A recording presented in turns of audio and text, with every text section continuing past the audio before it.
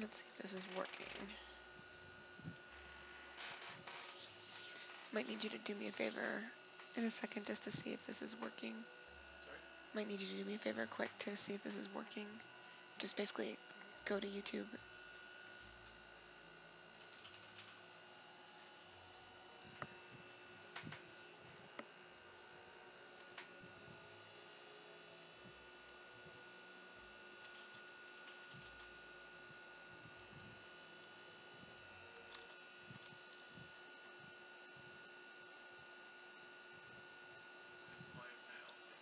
Okay.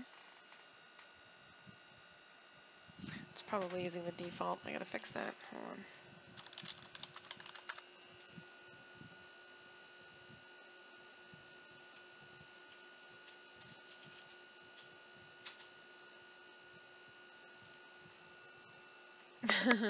Yay, that actually comes up.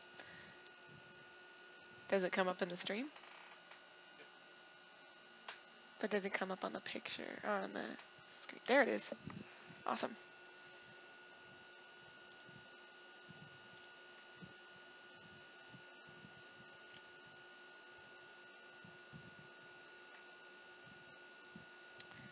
Okay, it's not Mass Effect. This is Pillars of Eternity.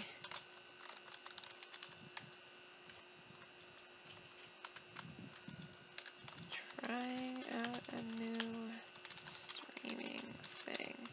I may be brought to Twitch as well, which is,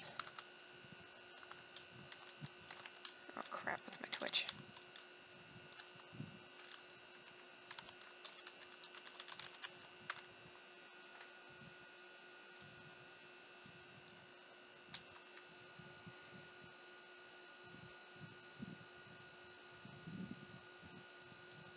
Cool, I think it actually is working. Gaming, so not Mass Effect.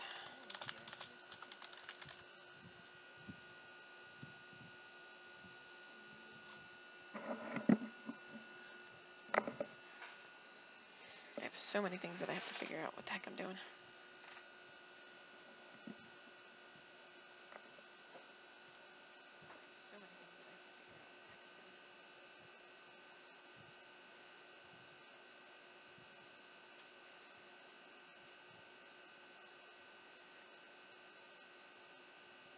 All changes saved, so does it. I wonder if the stream's changed. I hope it did. I don't want to have to go through all that again. All changes saved, so does it. I wonder if the stream's changed. I hope it did. I don't want to have to go through all that again. Let's find out.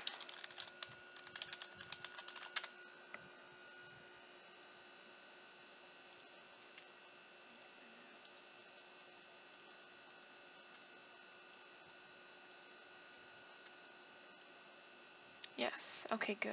It did record all that.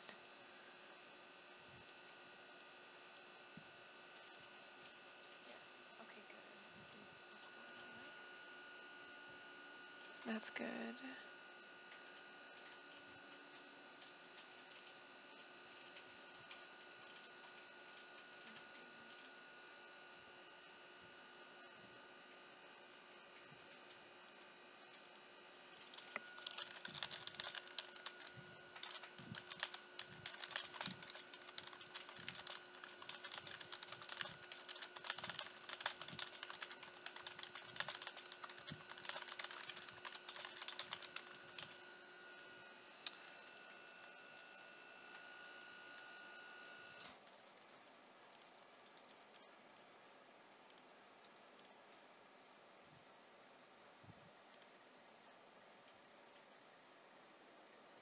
You can hear it when the dang thing shuts off.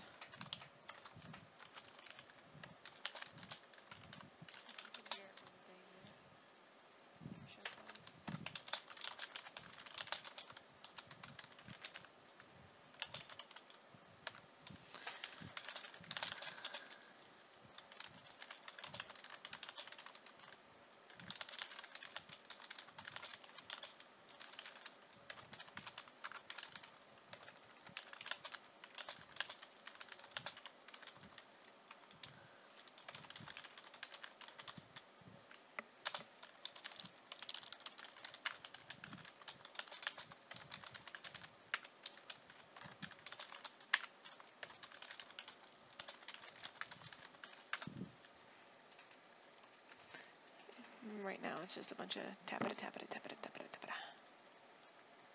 I don't care what's trending, man.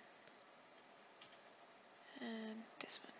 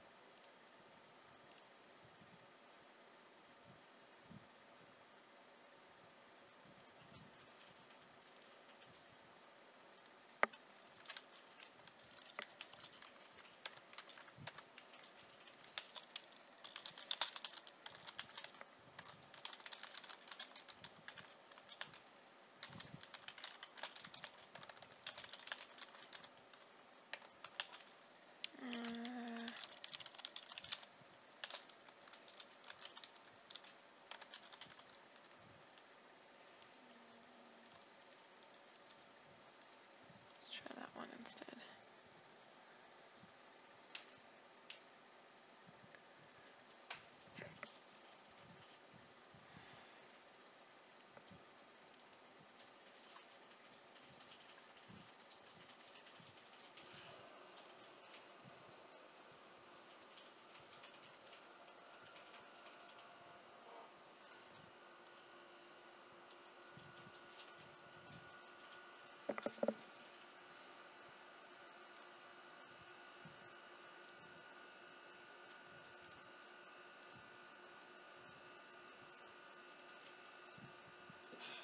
Alright. Well, we'll see if this chat thing works. And if not, then that's going to suck. But that's okay. Alright, back to Pillars of Eternity. And what the flip was I doing? I don't even know. We'll find out. This is kind of weird not having the little eyeball in the bottom corner that Shadowplay gives me, but whatever. Sorry for the fidgety headset too tonight. Okay, what the frick was I doing? I needed to get a better reputation because they told me to go away, I think, if I remember right. So what's this? Has her faith shaken by the Hollowborn crisis? She's unable to keep the city sacred fireless. Their symbol traveled to the cave from wait. Expedition Hall might know. Where the frick is that Expedition Hall? World map. Percy. Oh, there it is. I haven't been there yet. Let's go find this one. Oh, nope. Fast mode it is. No, that's not what I wanted. That's what I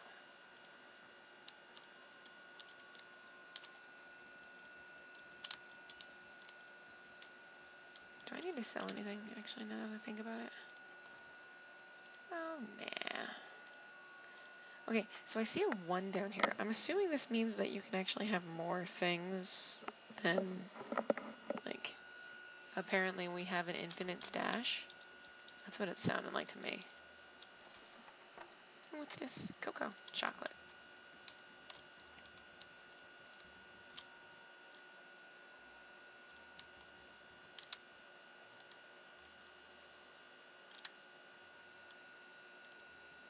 Somebody's gonna run off and get that. Who's that?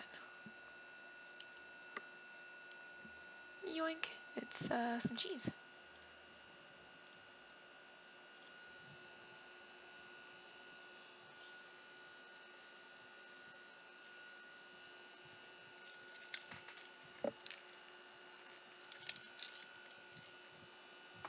This looks like the kind of place we could find allies. For a prize.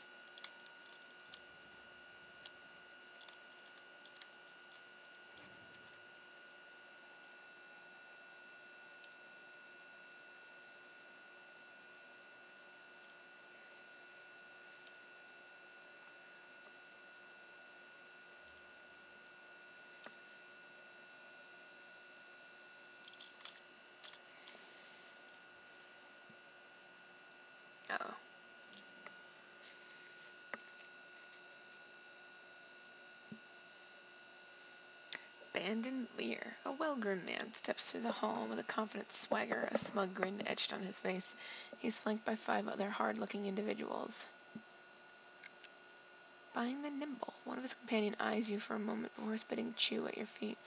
Another pup come wandering in, I see. Just know that Bine's giant slayers run things around here and you'll be fine. Never heard of them. You have now. Stick around Defiance Bay and you will again. Plenty of bounties go around, but there's a reason the giant slayers get the lion's share. Remember that. Enough jabber, Bine. You're gonna do the job or talk about it. When Winan's right, that coin ain't going to collect itself. See you around, pup.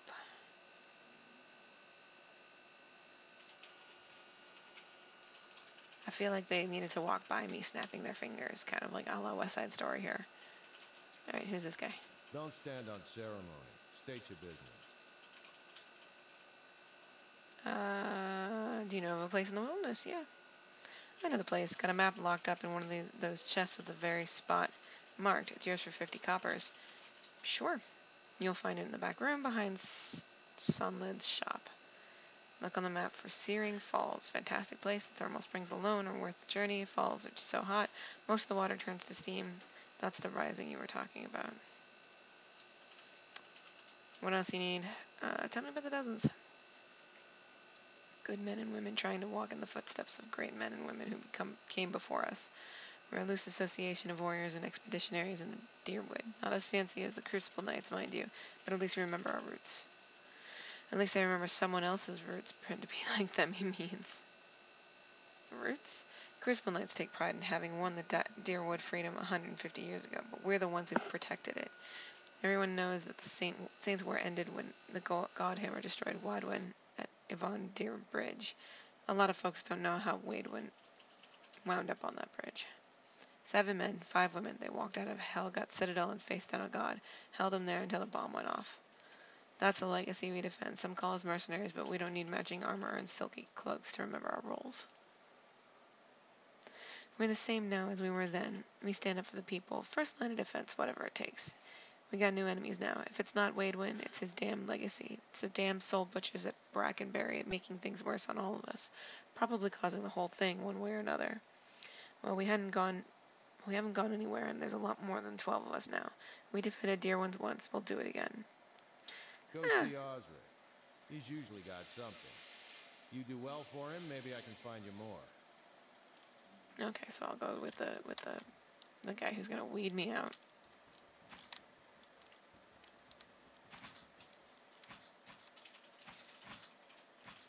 For the last time, Aidwig, keep your fucking blade up. If that dummy was armed, it'd have your head off. It's treasure hunting, plain and simple. Sponsors put up money, hire adventurers to explore the wilds, looking for runes mostly. If they come back alive, they split the spoils. If not, it's because they handle their weapons like this lot in front of me who might as well be digging their own graves right now. Got business with me? I'm looking for work. An expedition, talk to Wenham. I just handle these mercenary shit shovelers. Adventurers, I mean. Although, he sizes you up, I do have something I need done, something that requires competence. What do you need done? I was formerly one of the Knights of the Crucible. When I left, they kept my arms and armor. The arms they can have, but the armor belonged to my family. I'd like it back. Did you ask for it? No. But they'd like that, I'm sure. But I won't be going. Sooner be torn apart by dogs than give them the satisfaction. You don't choose to leave knighthood. The Crucible Knights, they may not be a real knighthood, but the oaths you swear are just as true. Still, turns out that even unofficial knighthoods have politics. You cross the wrong man, suddenly all kinds of accusations are thrown your way, and nobody believes you. Nothing more destructive than a crowd with the wrong idea. What's It's this? a breastplate. Not much to look at, and it's seen far too much use, but it's been in my family since the liberation. See Then what I it's can do. Penhelm you're looking for. A low snake of a man. If he was to die choking on his own black tongue, it'd be too kind of fate. He kept it when he had me kicked out. I got word from a reliable source that Penhelm visited a forger in Andra's gift right after having his soul lineage bred by a cipher in Dunride Row. Should you have it in your heart to find a way to ruin his life while you're there, well, drinks on me. Soul lineage? It's a requirement to join the Knights. They have to ensure a novitiate doesn't have a subversive lineage. If Penhelm's superiors found out his affidavit was a fake, his career will be over. Every novitiate gets an affidavit from Dunreed Row, and those are stored at Crucible Keep. If you find Penhelm's, one of those ciphers could tell you if it's real. Generations of mass extraditions are any indication this Penhelm probably doesn't remember it. Still, a past like that has to count for something.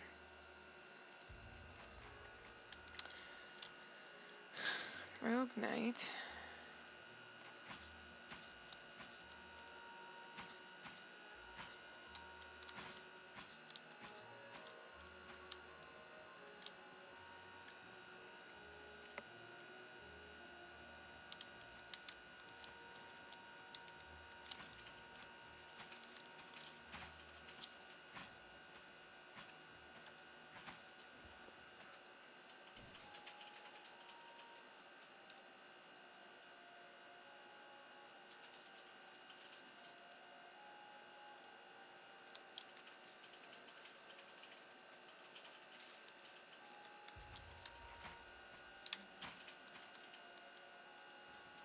A simple test.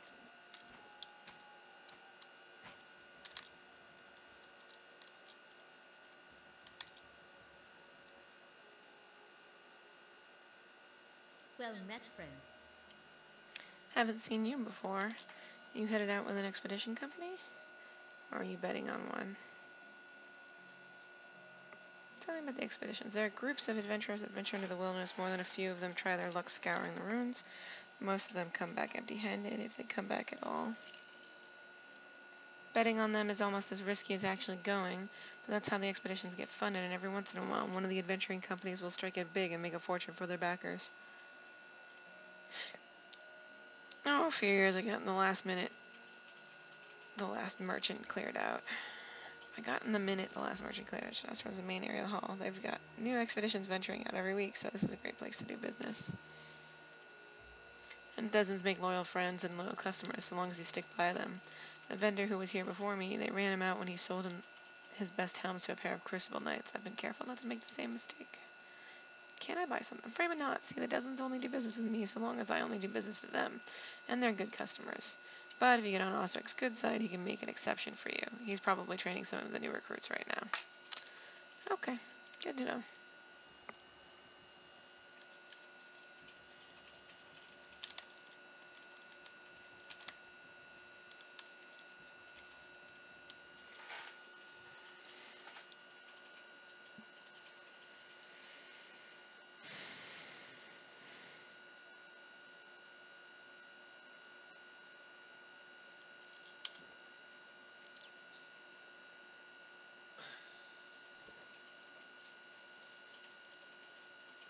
Still has one turn to come back and hopefully be alive. What's this?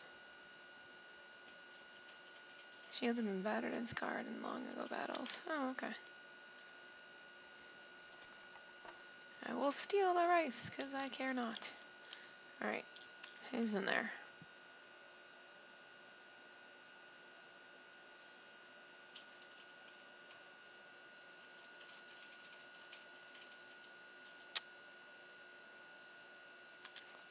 I don't know who's in here.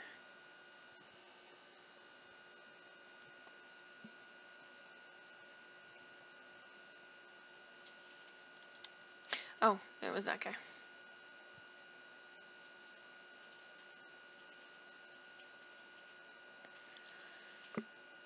So...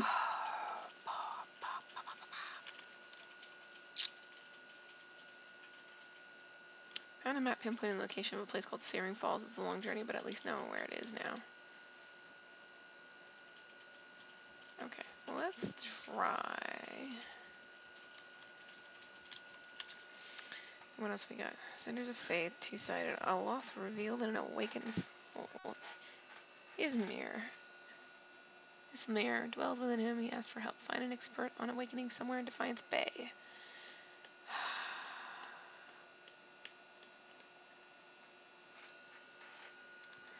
Where the heck? Maybe I can go to the Scribers. Place.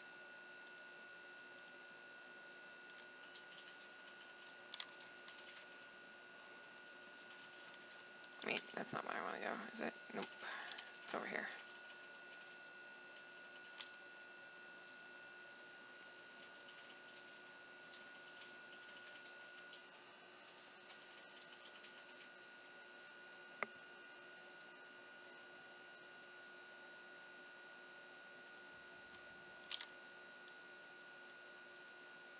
Hail, traveler. You are one short ogre. Okay, but why are you green? And how are you getting the ducks to keep flying around you like that? Oh boy. He clapped his hand and laughed. Snowcap, Snowcap. So few people know Skomax, much less ogres. Tell me about the dorm. It's where the scriveners who work for the Hall of Revealed Mysteries sleep. I'm a scriber. This place smells like old stockings. Books. I write books. Yes, I am a scrivener. I read books, I write books. I won't say the book, but only because it looked like a sweet pie. Or perhaps it was sweet pie baked in to look like a book. Interesting. Oh, I'm also a collector of herbs, flowers, plants. I sell them. Mostly I eat them. Sure, what you got for sale, buddy? What does Snowcap do? Remove Snowcap crash. Ha ha ha. So, okay.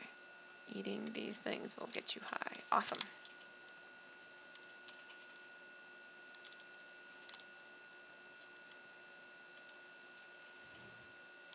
Oh, I don't want to steal their scroll of crackling crap. Nope. A simple test. That's settled. Oh, found your Snowcap.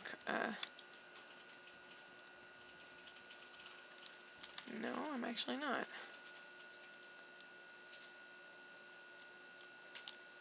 Okay, well, I guess this is not where I need to go.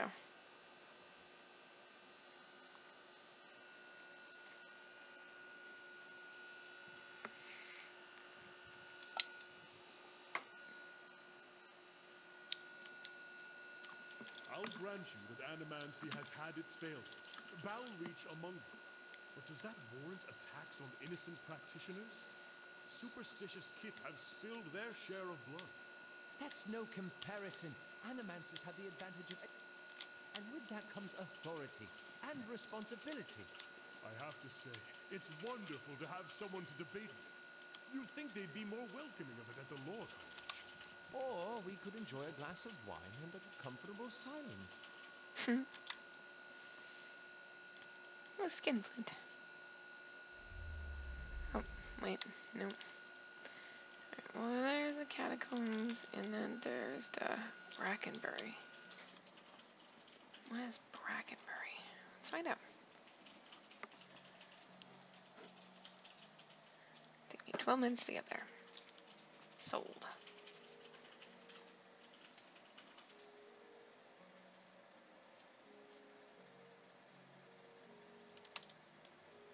Bring back the feisty. Yes, a woman can do some damage squeezing her legs together. It isn't a parlor trick. Besides, she doesn't take orders well. She has backbone, that woman. Does it scare you? No, but I won't be responsible for what happens if you call her whore.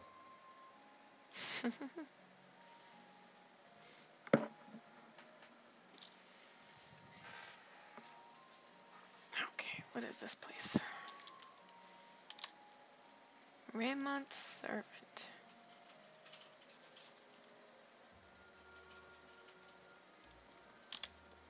Okay.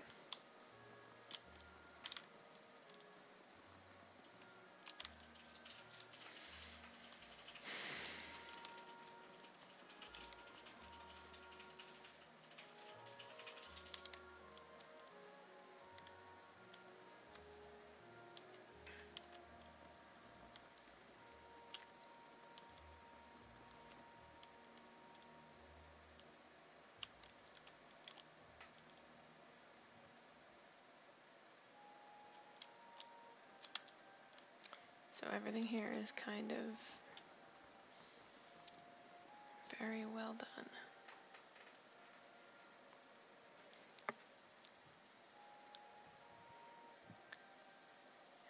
Begging your pardon, but I'm afraid I'll have to ask you to return downstairs. Visitors aren't permitted on the upper floor. I'm not going to backhand her. I'll just go back downstairs.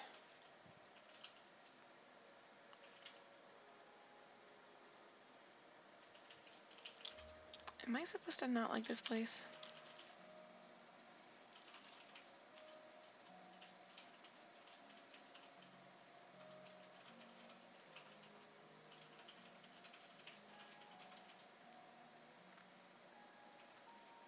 Ah, okay.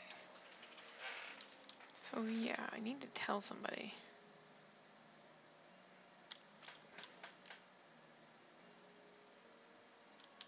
How do I tell anybody?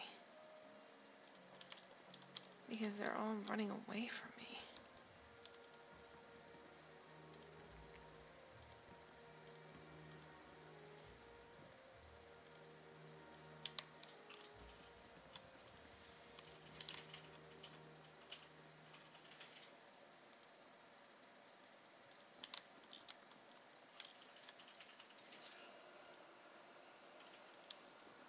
Oh wait, maybe down here?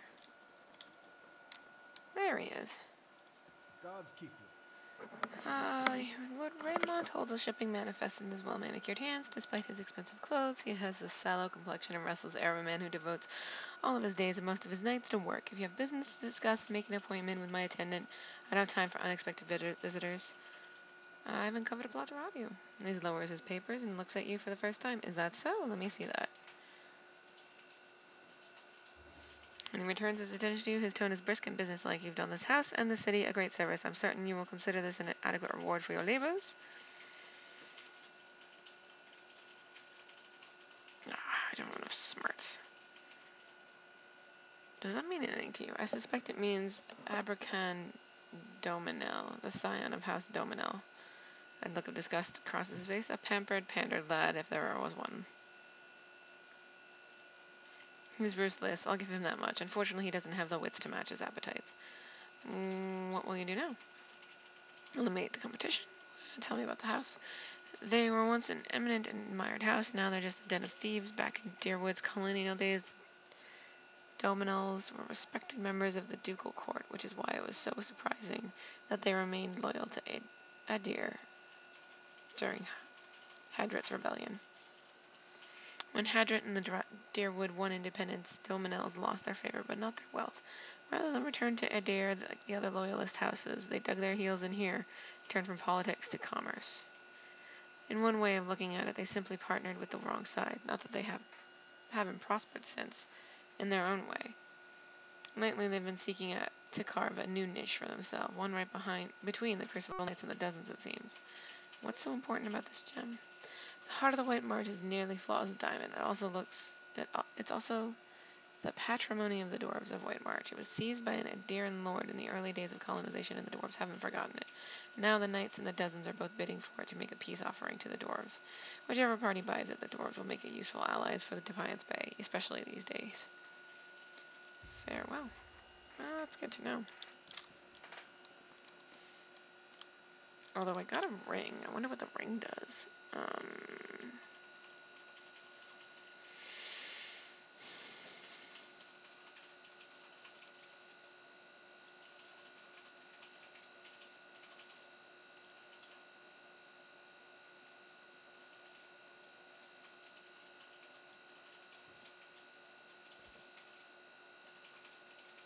No, I think the Cloak of Protection is much better.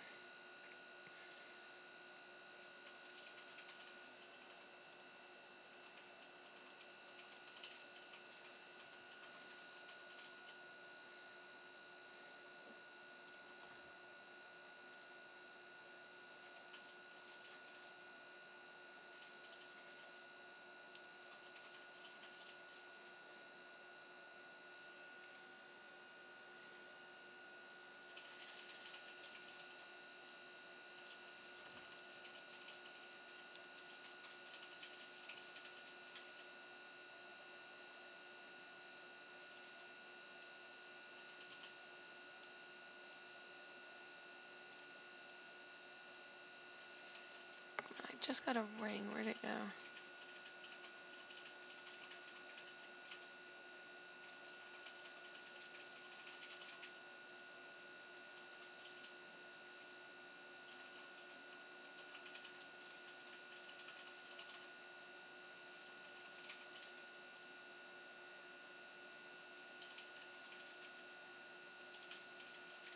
Oh, there it is. Ring of Axe Shackling.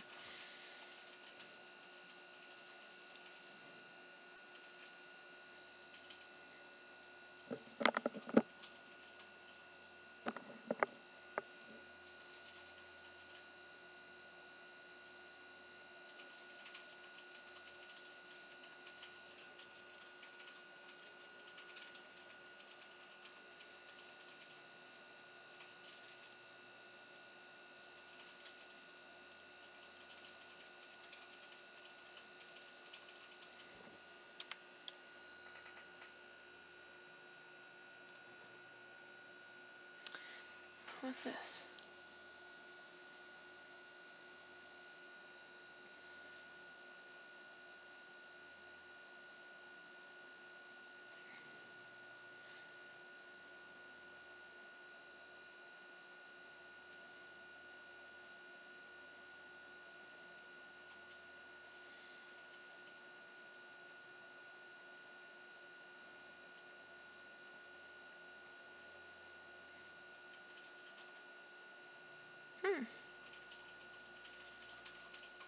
Cool.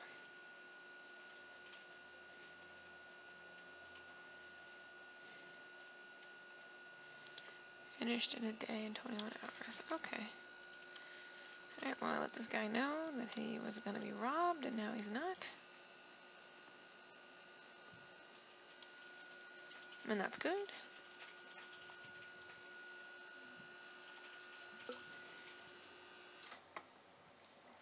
Okay, let's see. We got here House Dolomel, First Fires, Sanitarium, Ondra's Gift. Let's see what's in the charred barrel. Anything fun?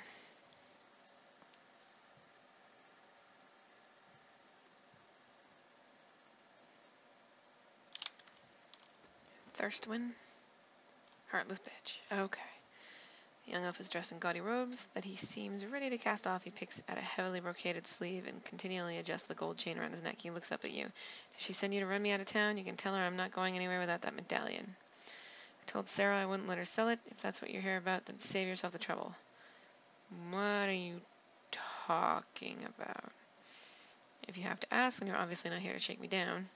Cyril's a courtesan over at the Salty Mass and Ondra's Gift.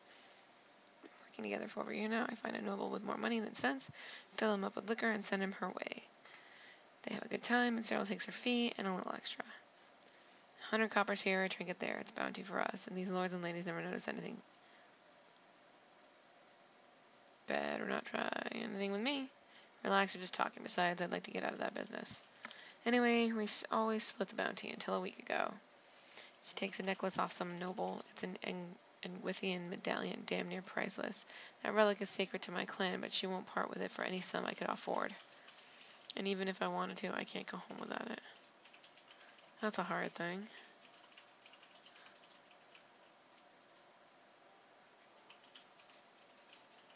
Tell me more about your situation. What do you want to know? What makes this medallion so important to you?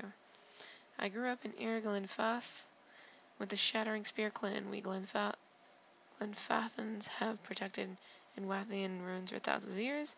It's the one duty the gods ask of us in exchange for freedom to live as we please. But treasure hunters looted the ruins in our territory. We left the wilds we dwelled in for generations. Most of my clanmates scattered to towns around the Deerwood and probably live on crusts of bread. Restoring this medallion to the ruins would earn us the gods' forgiveness. The Shattering Spear could go home. This is all rather fascinating. A single medallion to earn the gods' favor and so return home. It rather reminds me of a story I heard somewhere. Yeah. Tell me about Cyril. Courtesan at Salty Mass over at Ondra's Gift. She wasn't born to much, but she's done what she has to in order to escape that. She's a good friend. Without her, I'd probably be living hand to mouth like the rest of the Shattering Spear. But This isn't about her or me. It's about the 40 people in my clan and the way of life we've lived for generations. You seem like you've done well enough for yourself. It was this or scrape by in the gutters like the rest of my clan, but I'd give it all for that medallion. I offered to, but it's worth more than anything I've got, and Cyril knows it. That's all I wanted to ask. I'm not going to be a butt. So will you help me get the medallion? I'll see about it. You'll find her at the Salty Mast. The only way anyone sees her these days is by paying, so you'll have to go through Maya. But whatever you do, please don't hurt her. Well, hopefully she doesn't get uppity with me.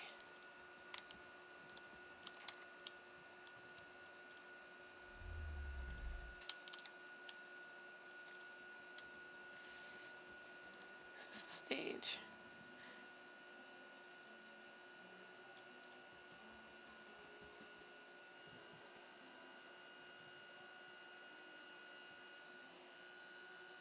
You want to check on him? He's probably asleep at the stairs. Alright, there's a pirate up here. Arr. Who's Merwith?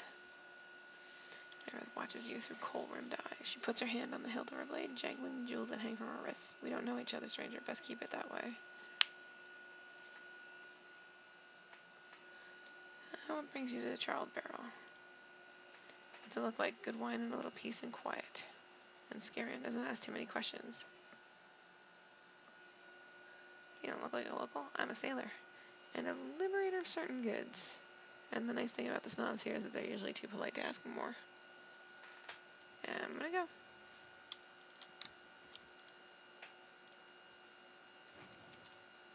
Yoink.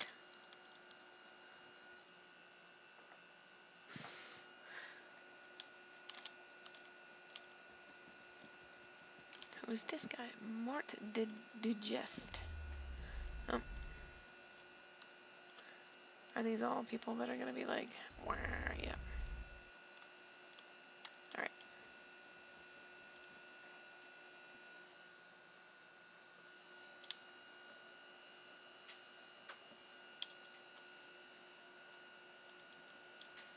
Abel Hail Hot and Spirit. well met.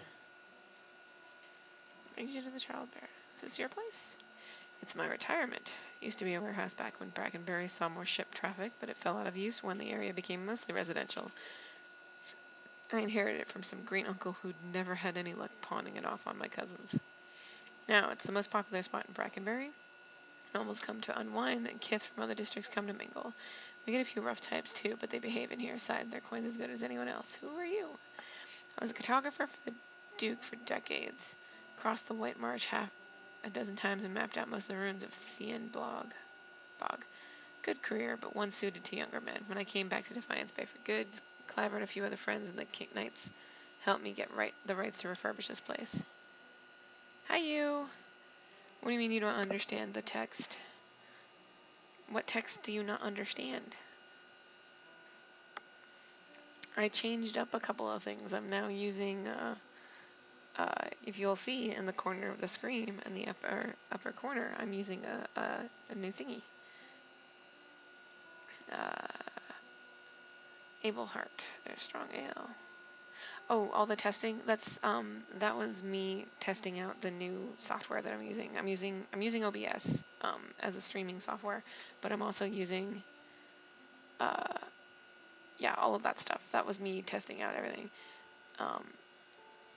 But I'm using something called Restream, so that I can stream this to not just my YouTube, but also to my Twitch channel. And this way, yeah, you see what I mean? And it's doing the thing now, so kind of cool, actually. What's your menu? No higher. Let's see your rooms. Show me your menu. Okay, what's this? Lots of food.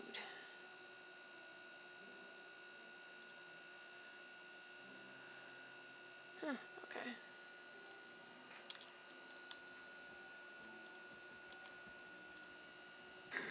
Yeah, it's kind of neat. And it makes it so that I don't have to also go into the stream to watch it and everything like that too, so still not 100% because I still don't, like, even though the chat is overlaid so people can see me responding to what the heck was going on in chat, at least in the streams.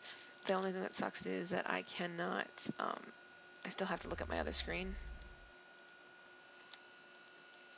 Yeah, you can watch it on Twitch now too, so if you have the app, you can watch it there. I was randomly just,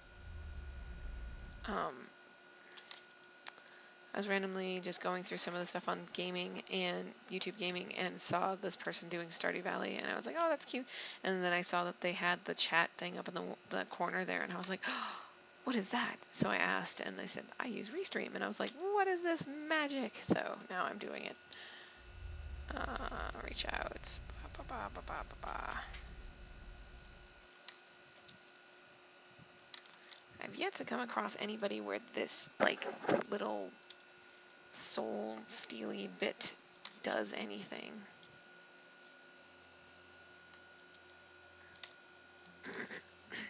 And you can watch it on Twitch now, and if you say anything in the Twitch chat, it comes up because you did? Excellent. They're coming out with a God, it's supposed to be this summer. I don't know if it's coming out, when it's coming out though, but he's supposed to be coming out with a co-op farming thing, which would be great, because then it's like we could all get together and just have a giant farm, because Libby, Emmy, Tom, Dennis, Jason, we all have it. We all have Stardew Valley, so we could have like the biggest fucking mega farm. It'd be great. Okay, what are these Dunride agents? Huh. Well met, friend. Curran. The Orlan man is surrounded by books and scrolls. His wiry hair stands nearly on end, and his ears prick up as you approach. You carry whispers. Caednu, Glid Vale. Old voices indeed. How do you know? As a cipher, it's my job to... Oh, he's a psychic.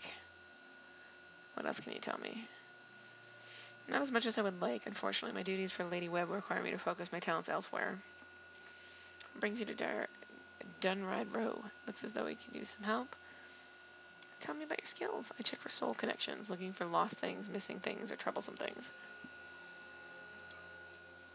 Particularly where people of power and influence are concerned. I'm a cipher in Erglenfath.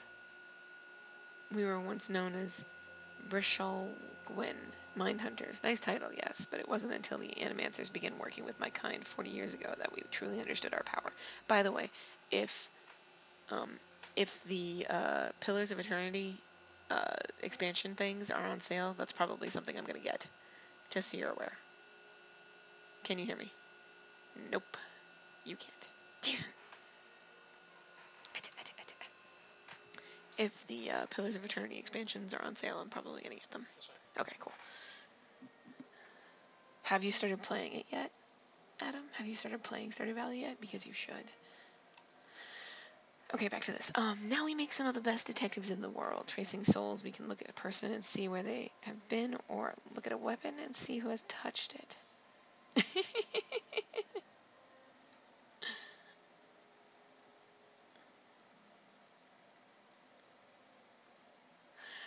Okay, the Anthromod, if you go back into, like, I can't pull it up right now, and modifying the game is actually pretty easy. If you go to, I think, like, the second or third Stardew Valley that I started streaming, or the one that's titled Anthromod in my YouTube playlist, check out which one's there. Check out in the description, I actually linked to the Anthromod. I think on the Nexus they actually have a link to the SMAPI, which is what you use to modify Stardew Valley. So yes. Okay. Useful for solving crimes, as you can imagine. It looks as though you could use some help. Alright, sure. Not at liberty to discuss my work, unfortunately. Dunride Row, ears only. A civilian would need the confidence of Lady Webb before I could share. Hollowborn, growing unrest, and the ever-present political intrigues. With so many missing souls, missing persons are the least of our concerns these days. Alright, well, I guess this guy is not who I needed then to discuss. I don't need cheese.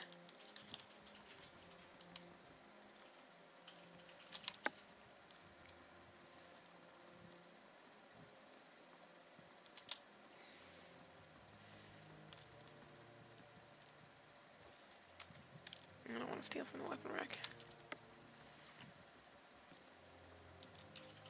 I'm not sure how I feel about this. I can do that.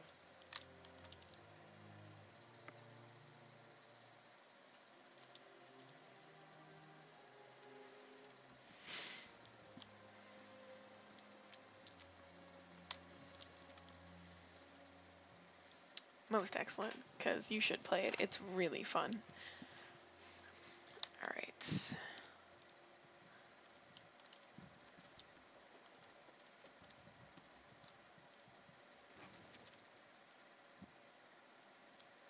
Psalm to Wodica.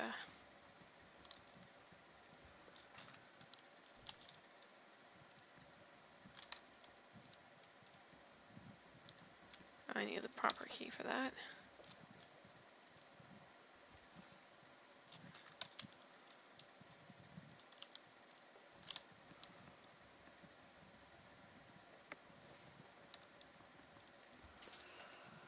Nope, okay. Oh well. They don't, see, I don't think so. I don't think there's a date or time for the communal launch, mostly because, like, a lot of people have said it's supposed to be this summer.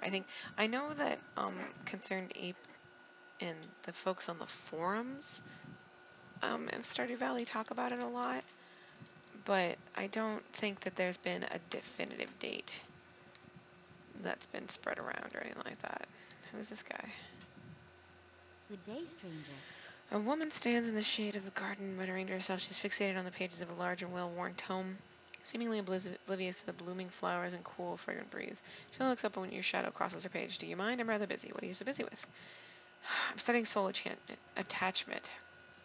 We all know that souls move into people at birth and out of them at death, but we still have a lot of questions about what makes them stick, so to speak. What do you mean by making them stick?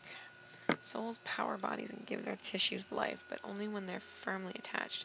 It's separation that leads to a whole spate of soul-related ailments, including the Hollowborn. But if we understood how to reattach souls, we could end Waidwen's legacy, maybe even conquer death.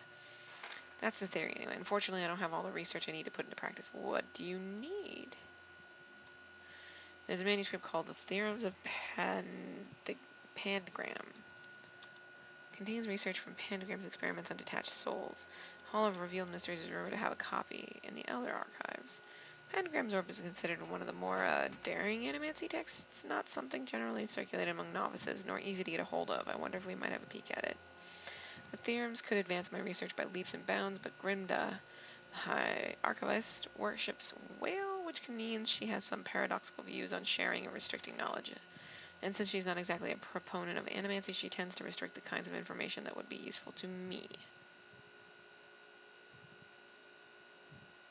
Yeah, I'm going to keep the stream running. I'm going to play this pretty much for the rest of the night because it's fun. I'm still like shaky on the storyline, but I think I need to get my reputation with the city up so that I can get through some of the main quests, or at least some of my companions' quests, because I don't want to leave them in the dust, because I am first and foremost a BioWare player, and therefore I like to make sure that my companions stay happy. That's a shame. I'm so sorry to hear that. Let's see. Maybe she could be persuaded. You're welcome to try, but you wouldn't be the first. Just look at me spilling my troubles. It's kind of you to listen, but I should really get back to my work. Anything else? Tell me about yourself. Oh, you keep the stream running. Okay. Heart. That's so sweet of you. Are you going to try to look at it and switch? Because that would be hilarious. I'm an animancer in the sanitarium. Currently, I'm researching matters related to Waidwen's legacy. Theorems, such as, tell me about the theorems. Pandagram was an animancer working in the Deerwood. He had some interesting theories about essence and some rather innovative techniques for studying it. He was able to reattach souls to bodies after death, although he wasn't able to prevent his patients from degenerating. So what you're saying is he made a special kind of zombie. He was controversial, to say the least, but many are starting to realize that he was merely ahead of his time when he made degenerated. And there seems to be a tiny problem with reattaching souls after death. The bodies will reanimate and may even retain memories and personality, but they develop a hunger for flesh, living, soul-infused flesh.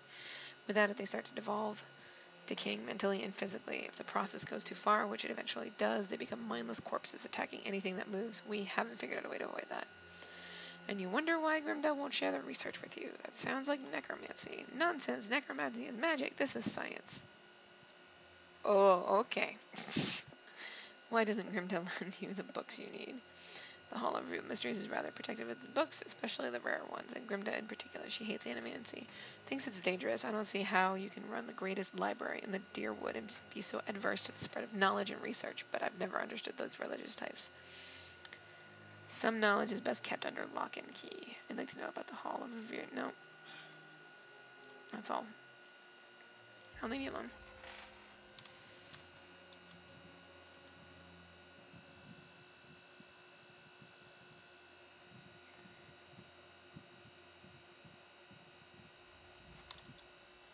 Two-sided.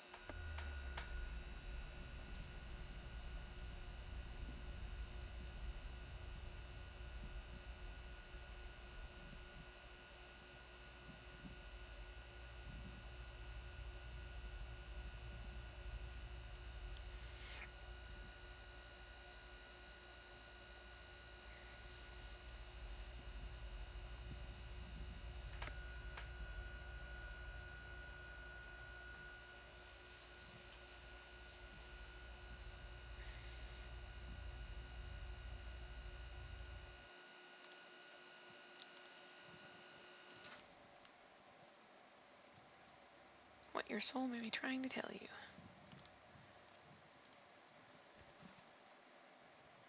What is this? The most unfortunate tale of Fabian Burnett, a Villian tragedy.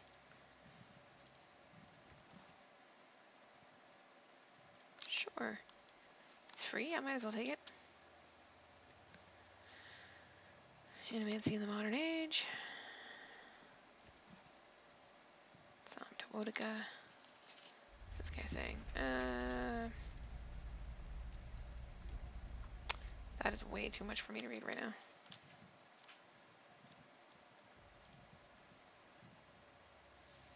Head Warden Lethmere, a well-maintained statue of a middle-aged man, presides over the room, looking down unblinking over the bustle of harried academics pestered by the hopeful desperate.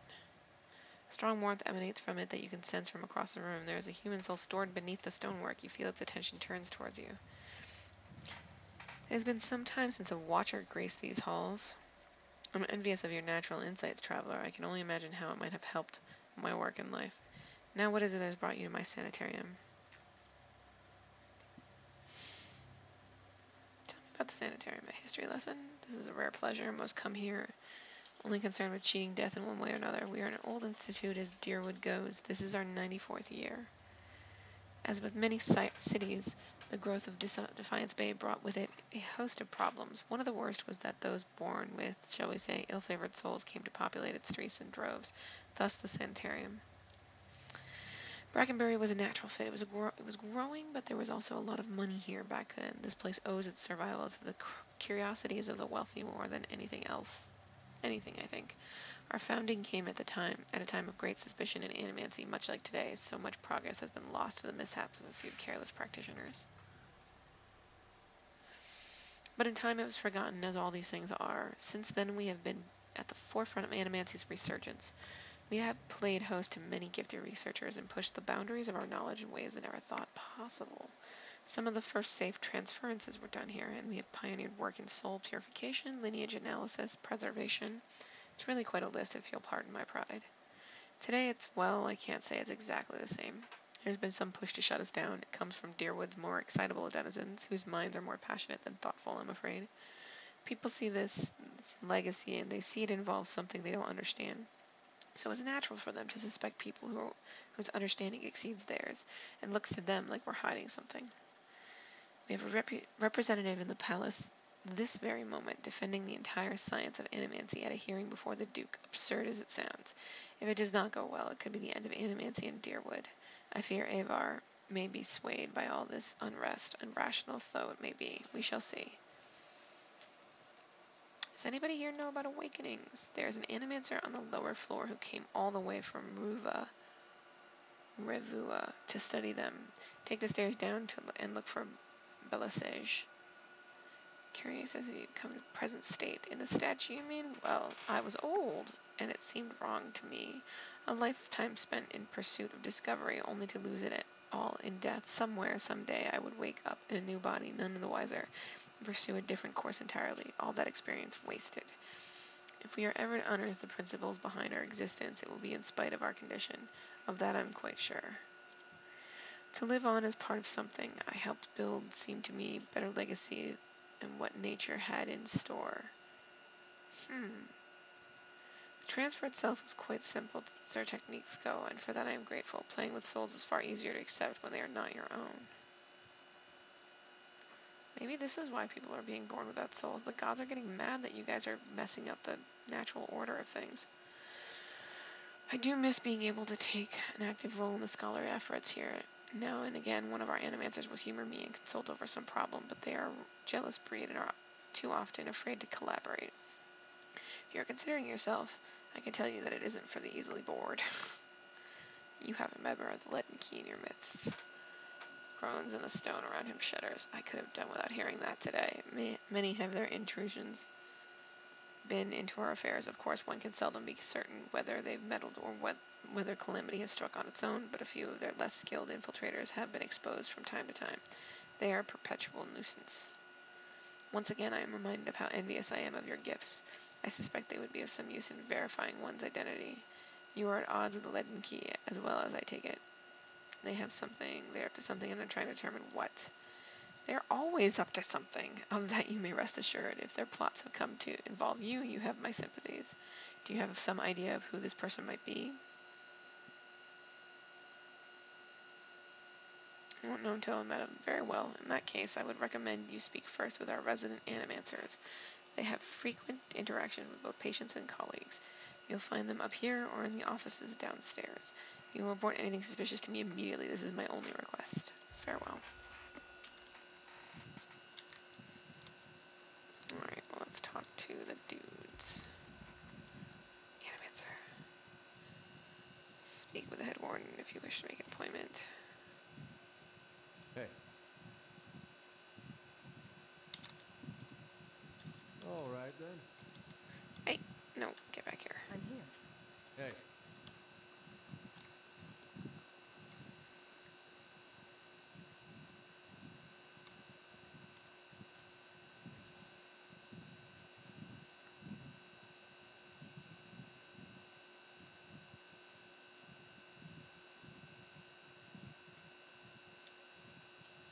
What's this guy doing?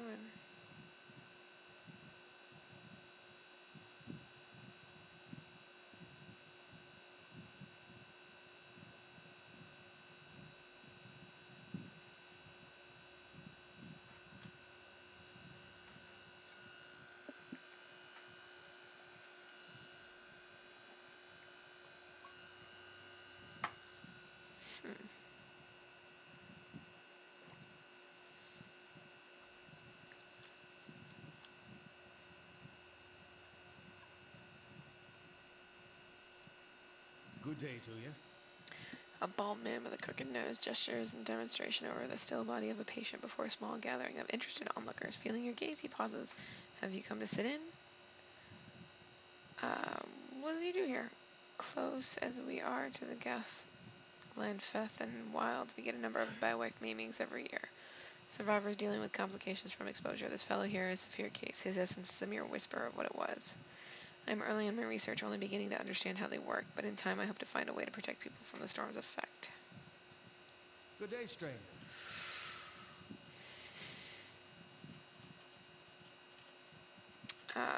It's this mission that attracted me here, and the treatment of the disturbed. No one else seems to care about them here. They've worked wonders for them. These people cured of insatiable hungers and incredible. Seeing the crippled walk and the dysphoric smile all within these walls. The thought Duke could put an end to it with a single order keeps me up at nights. Alright, well, I think he's probably good.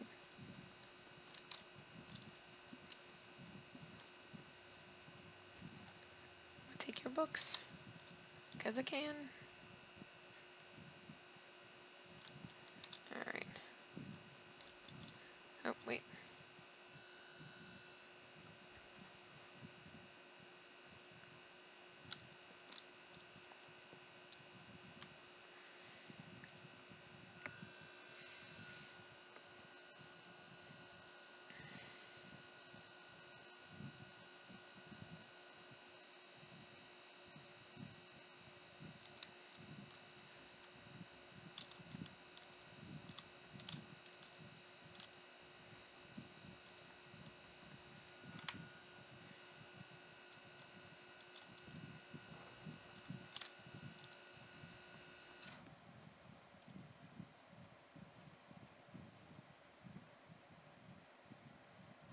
Sam, nothing grabs your attention except for this large padlock on the front. Whatever this Animancer keeps in here, he does not want anyone else to have or see. Leave it alone. Hi, buddy. Counting up on the eyes, lips moves in silence. Discourse as your shadow falls over his scroll. He looks up at you with mingled perplexity and irritation. Hello. Can I help you? What you working on? My area of focus is witches. How to cure them. What's a witch? A Hollowborn who received a transplanted animal soul during infancy. What? One of the Animancy's early efforts to cure the legacy, if not a successful one.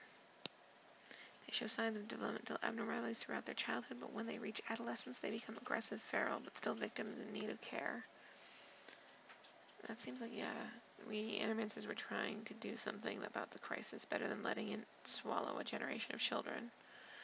And despite the controversy, it only went so far because at first it seemed to work. People called it the salvation. Children that had never been responsive to any kind of stimuli suddenly seemed aware of their surroundings, of their families. Complications don't begin until puberty, but that's when the incompatibilities between body and soul take shape. Children become violent, ravenous. But we paid dearly for our mistake, I promise you. Angry mobs hunted down Animancers and burned their homes. With them still inside, often as not. Did you have a child? People took to calling it the cruel salvation, and many still loathe us for it, but we wanted to stop the legacy as much as anyone. Public begged for our help, and we did the best we could. I still don't know if it absolves us. Why do you study witches? What kind of question is that? I just think of all the families that could be healed, the lives that could be restored. What could be more important? Animancy has the answer somewhere. I know it. It's simply a matter of working it out. I see. Has anything unusual? You must be joking. This is nothing is usual down here. Although now that I think about it, the patients seem more agitated lately, but they're Kidman Azo's responsibility, not mine. Just looking around and be quick about it and don't touch anything. The cemetery lacks visitor, but I don't.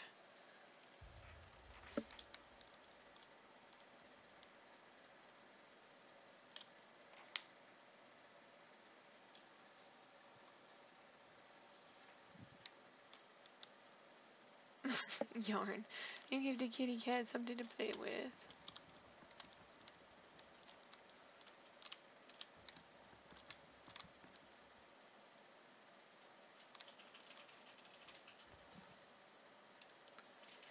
Ripley, I require more copper tubing for my next experiment. Do not requisition it from the sanitarium stores. I don't have the time to deal with the head warden's inevitable questions.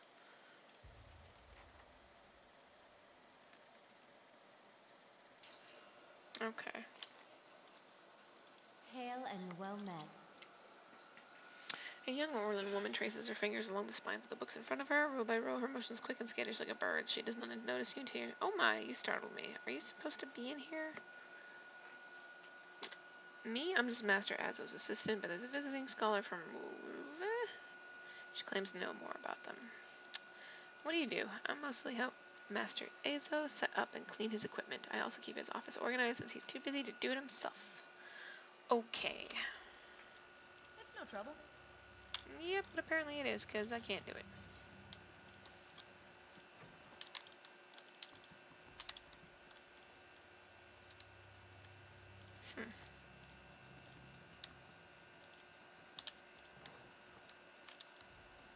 There you are. Hail and well met. Woman paces back and forth, her feet crunching on the soft red carpet. She gestures and mumbles to herself, shaking her head as she pores over pages of notes. She almost walks into you. Scorsese! Here I am, looking so hard for answers in my research that I do not see the kit standing in front of me. What can I do?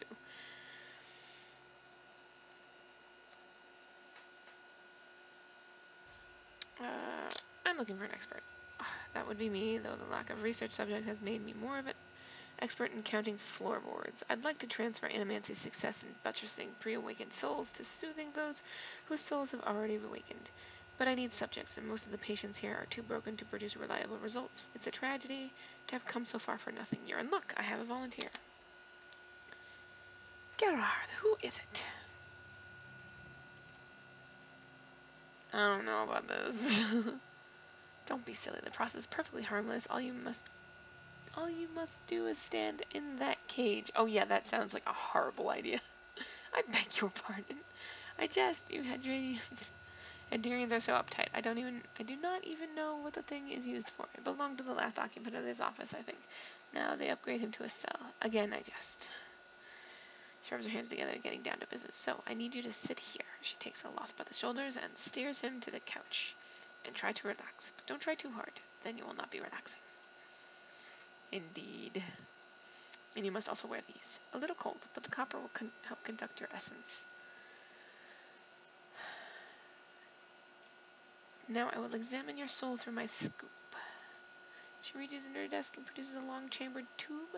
Knobs, dials, and small toothed wheels run along the side of the device. It is fitted with Ardor lenses cut to different thicknesses and concavities. By manipulating them, I find the angles and densities that will allow me to track the anomalies in your soul. How exciting! I've never seen this sort of thing performed. Seems suitably complicated.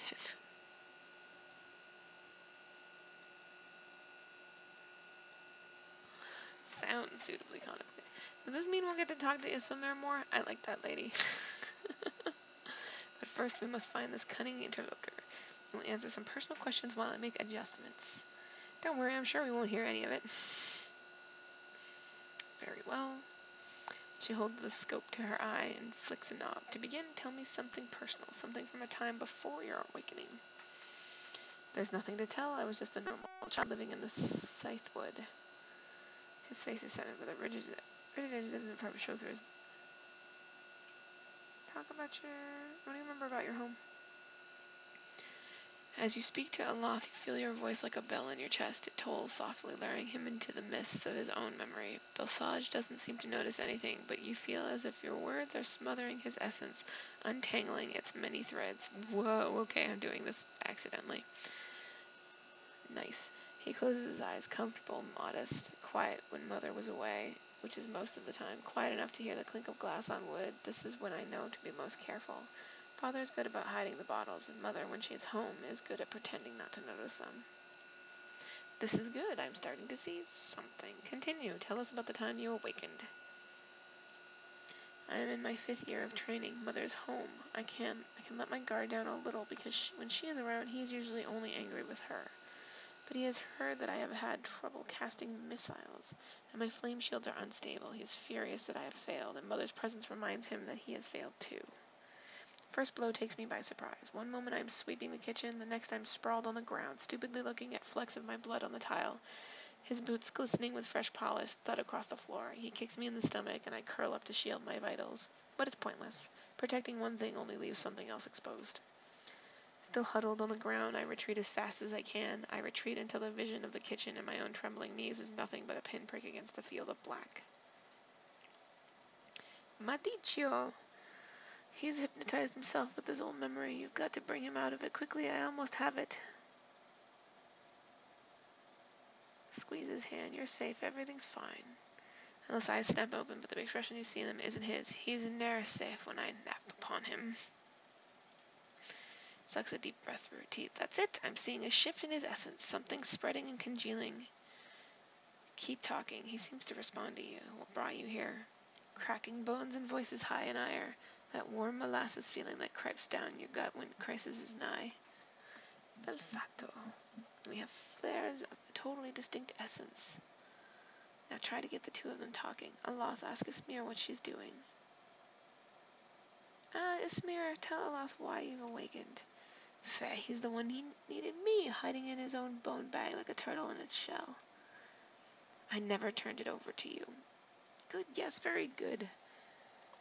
I can now see two separate patterns of essence. Where he ebbs, the other flows. It's as if the awakened soul fills the spaces that he leaves empty. Go on. What's this about ceding space to Isilmir? I've given her nothing. She usurps me in my own body. Aye, and I lend him a pair too. You should ask what I did that old man of his. How the last time he laid a hand on us, I'd break it in 3 places. That wasn't your decision. It's never been your decision. Now I was awakening, but now I'm stuck with you, and damned if I let your Ninian drag us both through the scupper. Ah, very good. I think I've finally got something we can work with. I've tracked Isilmir's essence throughout the exchange. She had a particularly high density index during the most heated portions of their argument, and her essence seems to localize most clearly in the lower portion of the subject's left rib cage. That's right around the spleen, which of course means that she is triggered by black bile. No doubt the subject's characteristics of melancholy is to blame. Oh, you're emo, and that's why you awakened. How awesome is that? Oth backs to you, and in the midst of his perturbation, you're not quite sure who's looking out of his eyes. That's utter horseshit.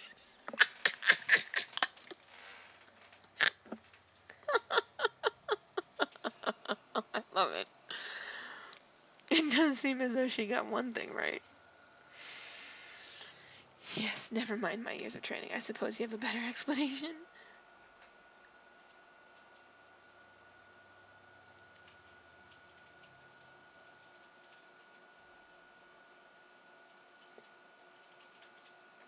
You're right, then removing all of the spleen should cure him. Oh, man. Yeah, when he's in danger under pressure. I suppose that could be true. I'll have to check this against our research. Well, and good for you, but what does this mean for me?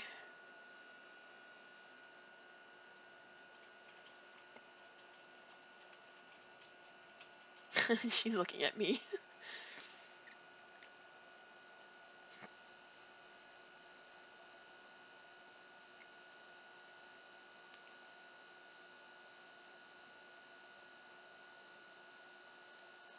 Seems that Isilmir steps in when she determines that you're in danger. It's not clear yet whether this is help or hindrance. From my position, I'd say it's pretty clearly a hindrance. I've got a lot to process regardless. Thank you for your help, Janelle. He does not look at Visage. I hope this has been as useful to you as it has been to me. I finally have material worth publishing. A toast of review. Ventre Aloth. Advancing the right wise principles of animancy. Just what you've always wanted. As you turn to leave, you catch a darting movement out of the corner of your eye. Visage is humming to herself, still occupied with her scope, but Aloth is holding her notes.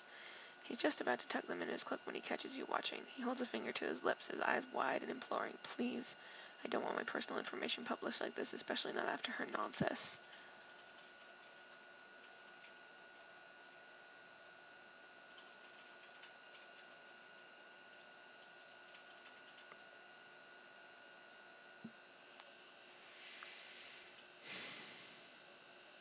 Huh.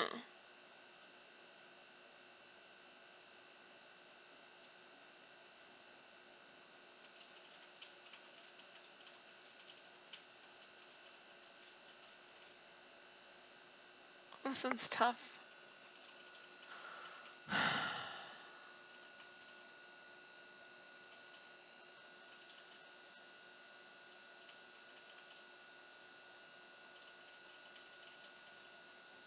No, you get your explanation and she gets her research. That was the deal. I'm not gonna help you explain this one, Scarlet Boy.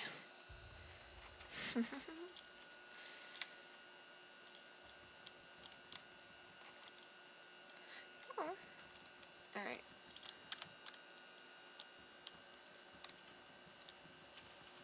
Oh, I need a proper key for that. Time to go back upstairs and tell him I think it's Azo.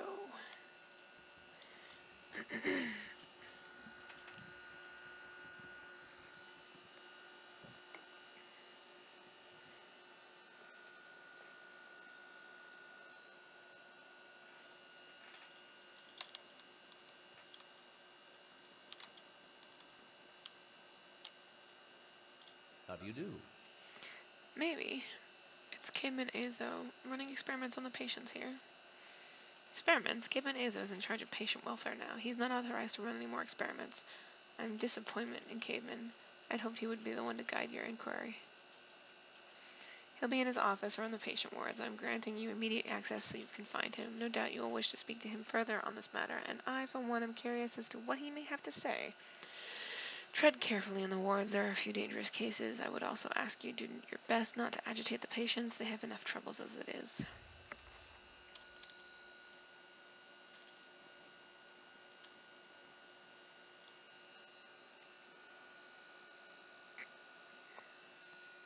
If you happen to go downstairs, by the way, could I has?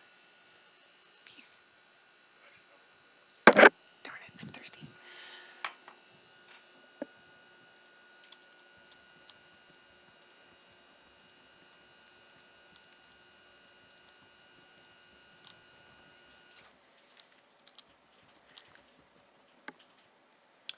Oh, okay, and there's flesh constructs. That's fun. Frail. What's frail? Curved spine twists this woman's posture forward, her greasy hair draped over her large eyes like vines. She smiles like you must be visiting someone. Yeah, it's a friendly visit, I hope.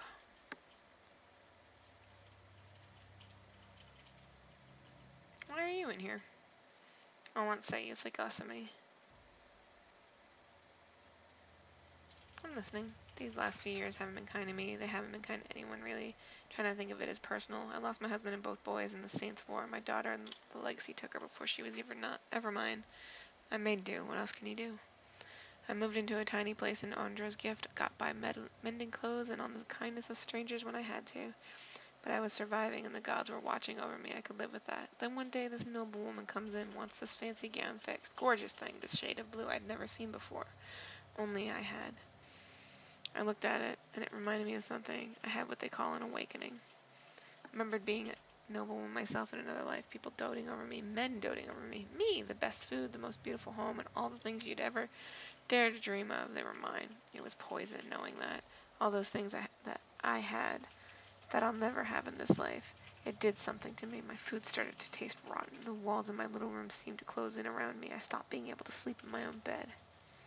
So here I came. It was that or break into an estate and start ordering servants around. It seemed like such a silly thing to worry about. You don't have to tell me, but I can't get past it. And I start to wonder, did the gods choose this life for me? And if so, what terrible thing must I have done to deserve it?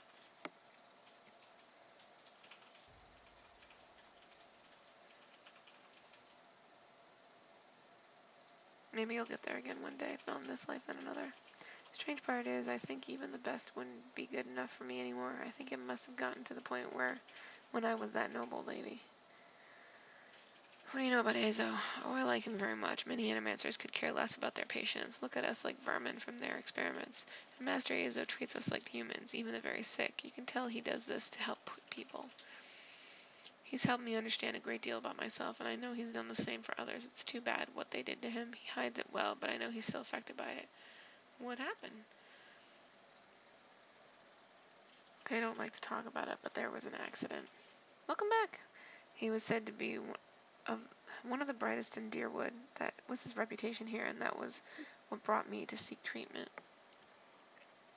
People say it was an ego that drove him to try and solve the legacy, but that's hogwash, even if it was a bit of a showman. He loves his homeland. He thought he could help. He wasn't one to speak of his work, suspected his colleagues might have tried to steal it, but he told me once that he had figured out a way to create a soul. Not exactly, a soul exactly, mind you, but how did he put it? A proxy, I think he called it. Had some machine that drew energy out of the very ether. Can you imagine? Point is, it was going to help with the legacy. It was going to make Hollowborn into something easier to love and care for. Gods know.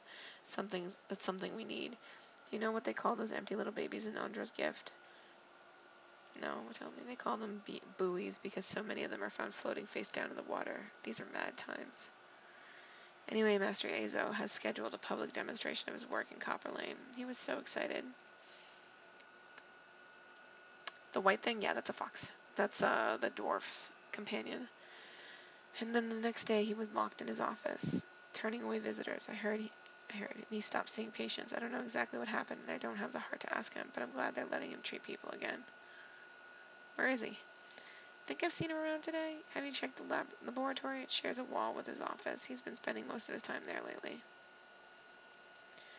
Well, there's Bataxia. Batix, yeah. Who lives a murder she committed more than 5 lifetimes ago. Idleman, who they say only has half a soul and who was found collecting the faces of others because he believed his own body to be a false one. Graham, he speaks in a language no one understands and wails at night sometimes. Different, I mean. Well, yes, I suppose, but nothing they didn't volunteer for. Master Azo let us know that a number of patients in the North Ward had volunteered for a new therapy and would be escorted to his laboratory to receive treatment. The North Ward has our most troubled cases. I'm glad some of them have chosen to get help. It seems to me it's gotten quieter over there since it started. It's Graham I see them taking the most. He struggles, but he always was a bit of a wild one. Would I be able to visit? They like to keep them separate. I don't know what I've seen the guards allow a visitor. Just Master Azo. You might ask him. He's very sympathetic. Alright.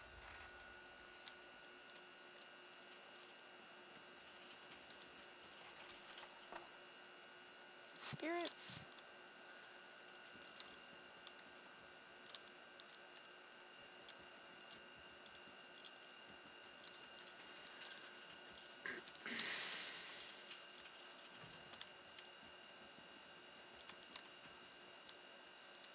I can do that.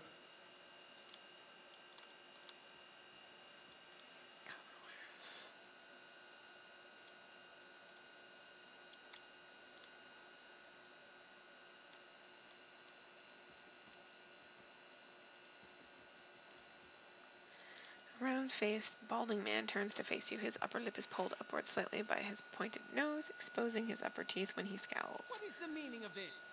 Oh, you have an irritating voice already, dude.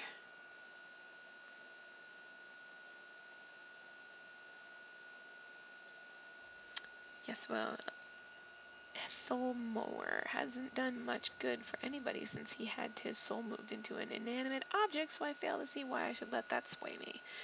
If Animancers all followed the commands of their leaders, where would we be? We'd all be as backwards and willfully ignorant as Raidceris. We wouldn't know nothing about life or death or even ourselves. We'd be lost in the dark with no clue as to why.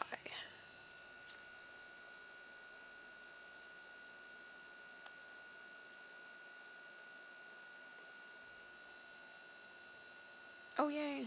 Hooray! Coming down on the 15th. I never thought I'd find myself in agreement with Statue, but there's right about this fellow at least. How easily ambition masquerades as prudence. I'll bet he's fooled even himself.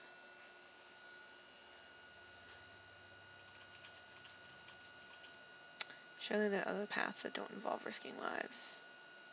Indeed. Many lives have been spent in such pursuits, writing treatises and poems.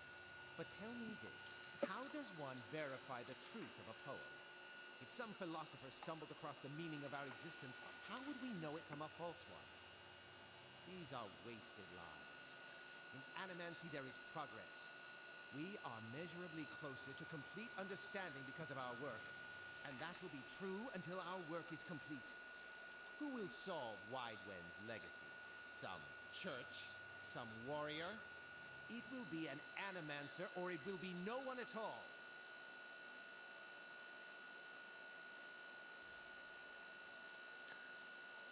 I have, yes. No point in lying about it now that Eotham is involved. I asked for volunteers from our patients, and a few brave souls came forward. I was very close at one time to a breakthrough. They understood that. They understood their sacrifices would mean something. How'd you get demoted? Yay, let's piss him off even more. That's none of your concern. Did one of the others put you up to this? Admer, that smug weasel. Things went wrong. Everything. I don't know how. I'll never know. I want access to the North Ward. Out of the question. Those patients are in isolation for a reason. I've given permission to conduct my investigation down here. You best cooperate. My answer is no. Whatever you're looking for, those patients will not be able to help you. The head warden will stand by me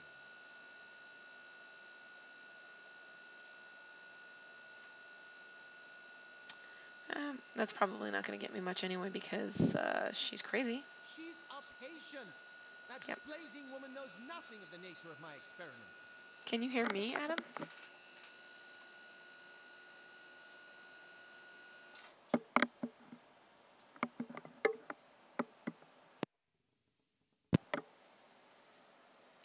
can hear me, because then I've been talking to the ether for like Fine.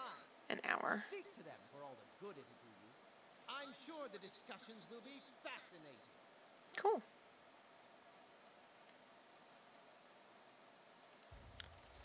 Farewell, ya butt.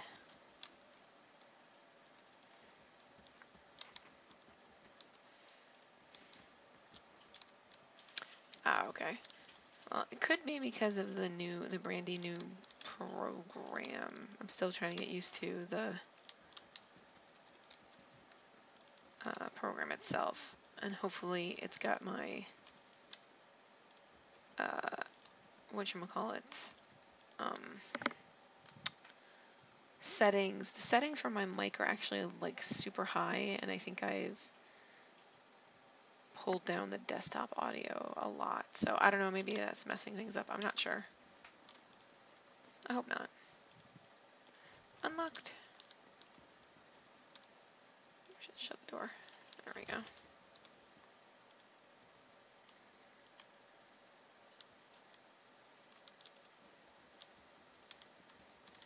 These poor people. This isn't the treatment that they were promised upstairs by the cushioned seats and lush carpets. Is that the cure for soul sickness? To be thrown into a cell and subjected to the whims of your captor? Might be that the whole thing is low. Hold on, let me see if I can turn it up a little bit.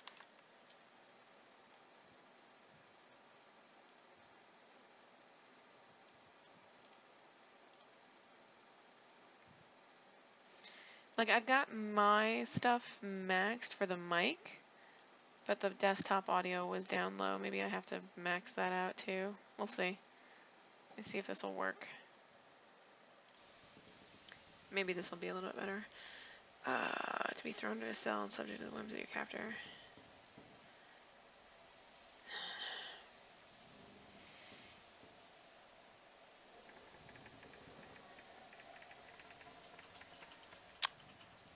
Maybe it is. What were you expecting, actually? I've seen the sick and the mad exiled, or else treated like contagious vermin. But I cannot believe that this is the kindest alternative. But if all were treated like this, the sanitarium would never survive. What did these patients do to warrant such conditions? I don't have enough resolve. Gah!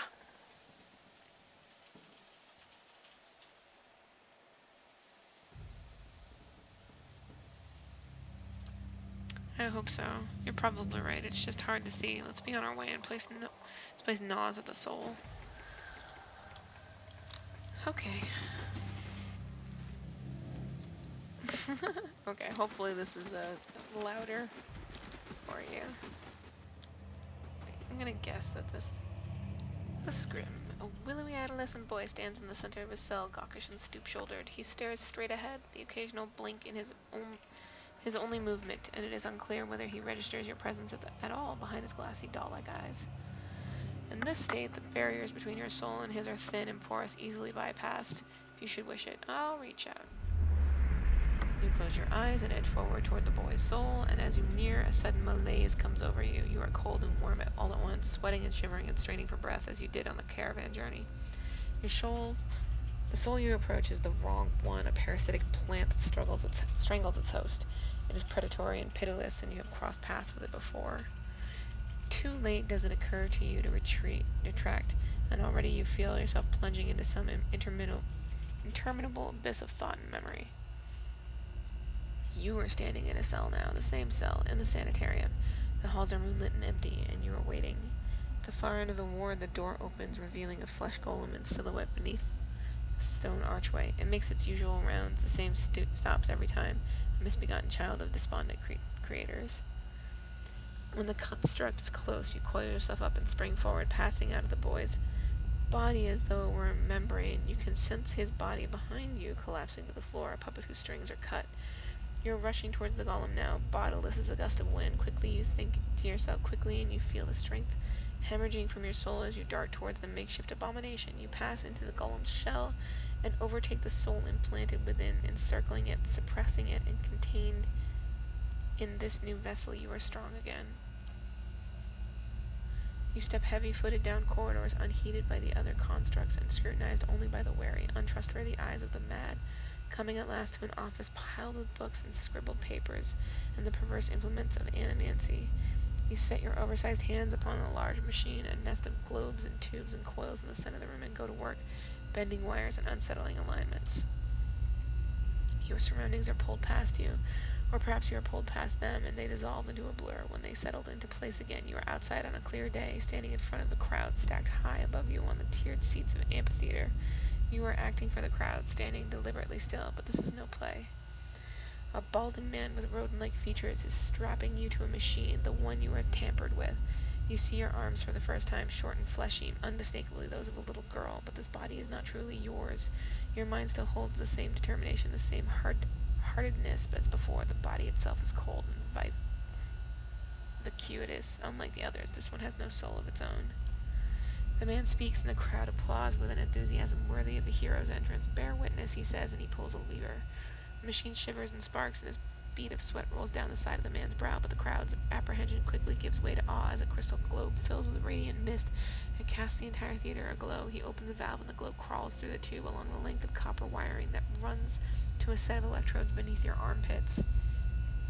You'll feel nothing when it reaches you, as it should be, for you have been leading his work astray periodically for some time, altering notes and settings, and playing puppeteer for Hollowborn. But you make it look how people would expect it to look when a body is infused with a soul. In a moment, the machine goes dark and the man unstraps you, eyeing you with a scientist's concern. He looks back at the crowd. "Behold," he says, but there's obvious hesitation in his voice. Slowly you take a plodding step forward, then another, then another. You look up at the man, giving him the eye contact of which no Hollowborn is capable, and the crowd gasps. The man looks relieved. "How do you feel?" he asks at a volume meant for the crowd, and this is the moment. At the top of your lungs you let out a piercing shriek. The man comes towards you, his hands outstretched, but you run the other way, back into the machine. With all your strength you drive your head into the crystal globe, and it shatters, streaking your head with warm blood. You drive your head down onto the surface of the machine again and again, drawing panic screams from the crowd, and by the time the man reaches you, your body has already ceased proper function, merely twitches on the cold ground. Satisfied, you depart the corpse in search of another unsuspecting host. Who could put their faith in animancy now? You were pulled again from your surroundings, transcending the boundaries of memories and lifetimes, deeper and deeper past betrayals and murders, and lies upon lies that form the thick webbing of plots beyond mortal comprehension. You settle at last on a room you have seen before, expansive, with a tall device encasing an Adra monolith at its center. The room is filled with people, and the people all look at the device. Yeah, man, this is pretty cool. You are yanked suddenly back to reality, and the once catatonic boy in the cell is looking directly at you, appraising, calculating. There's no mistaking now that it is the soul of the man who caused your awakening that gazes out from the borrowed husk. A watcher. Oh man, it's that frickin' guy!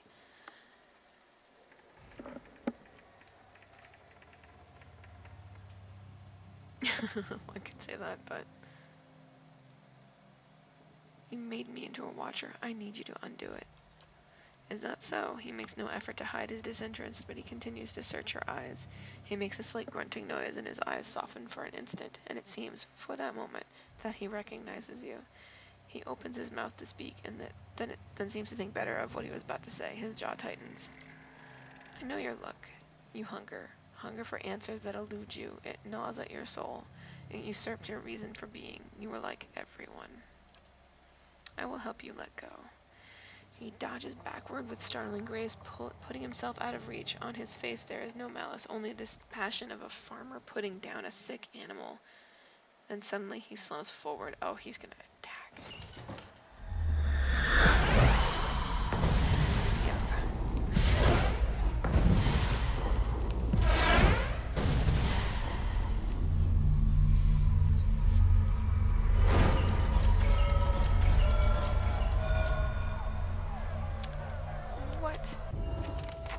What the shiznit? No!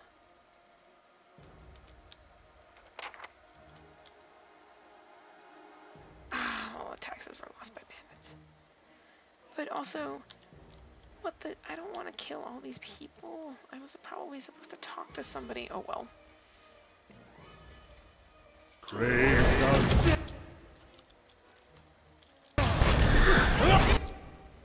Okay, I'm gonna guess that you need to do something fun. So.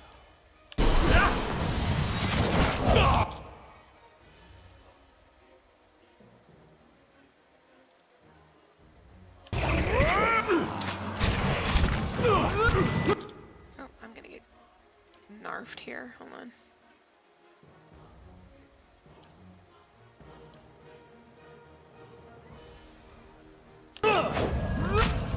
Oh, I got narfed.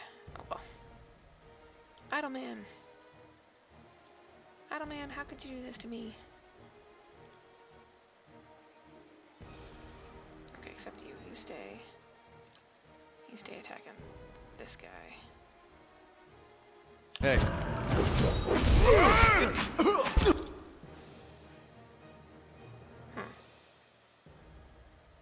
Nope. Let's try these guys. Attacking Alright, you can do that thing.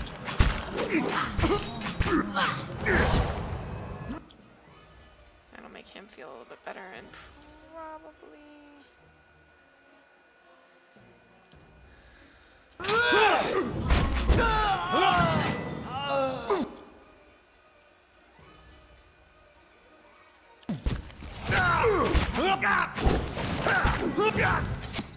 Moe Ixi.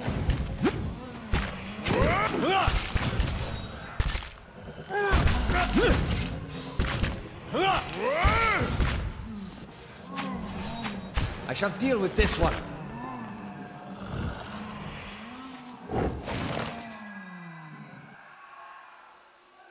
Ooh, everybody leveled up. That's a lot of clubs and random stuff. I'm here. And that makes me really sad that you killed all of them, though. Chain grounds and added weight, crescent bite marks, pits, the edges of the cot. Bucket reeks awful. Man, I did not want to have to kill Certainly. everybody. Now I feel bad.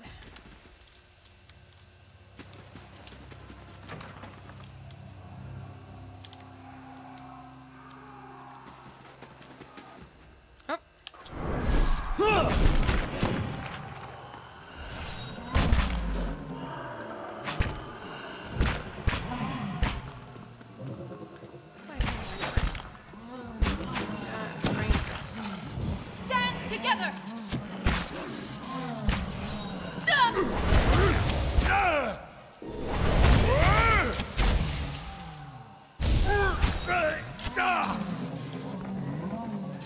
Brave thou Philothili.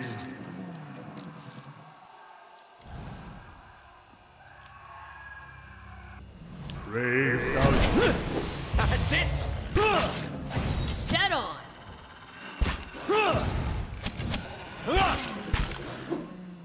That one hit true. Hey.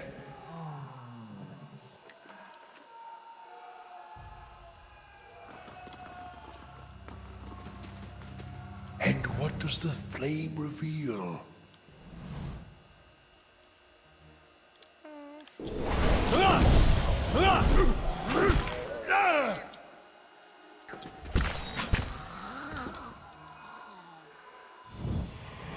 Turn everybody down here against me? That sucks.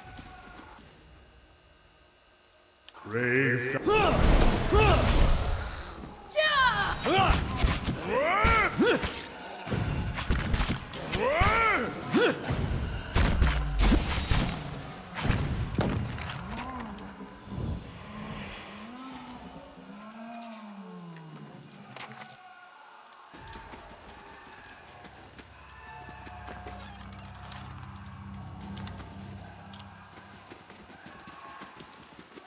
Oh yeah, I see dead people now.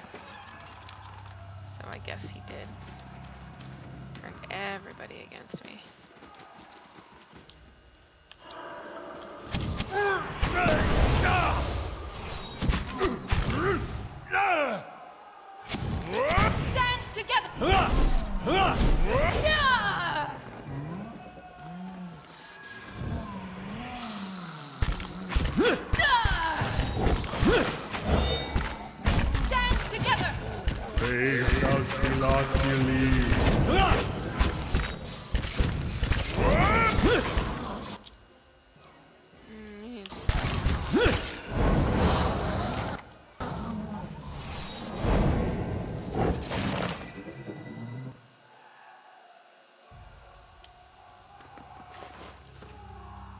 I'm here.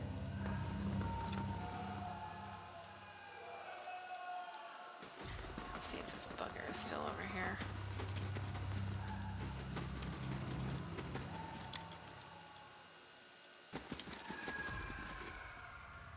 What have you done? I don't have time for this.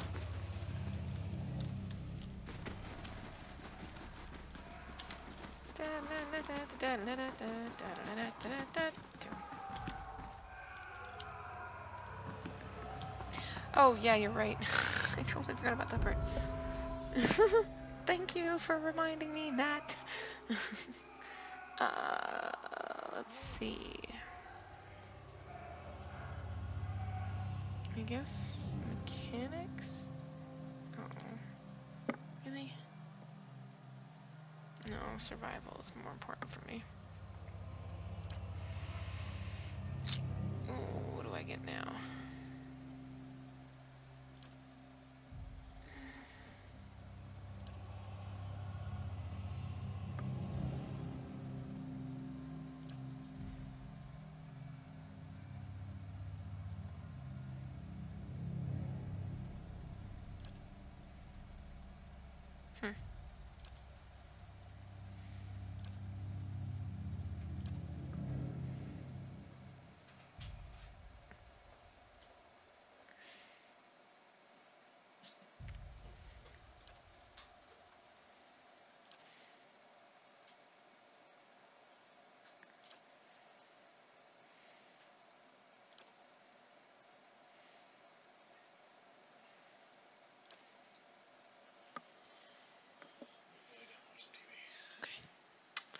Oh, me too. I'm gonna figure out what the heck I'm supposed to do, what I'm supposed to learn. I think I'll just stick with my class stuff for now. Merciless Companion.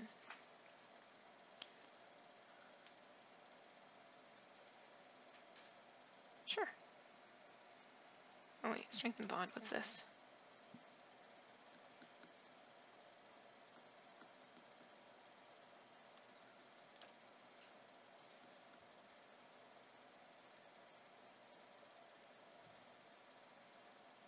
Okay, I like him having defense against AoE.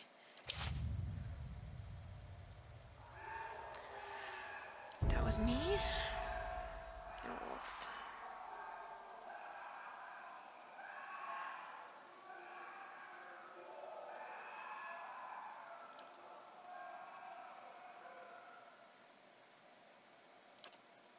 Maybe I can get lore up next level.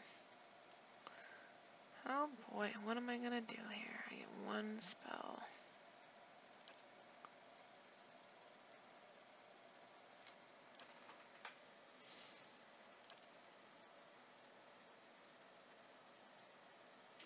That one sounds fun. And then a talent. Ooh, Grimoire Slam? What the heck? Huh. Penetrating blast, concentrate the power of blasts, negating some of the target damage reduction. Haha. Enjoy that. Hardened Veil. Yeah, you need it. I think that one's good. There's Olaf. Alright, Eater. Eater. Okay. Wary Defender. Oh, what's this? You've been my tank, so yeah, I think that's what you're gonna do with that one. Woof. Alright.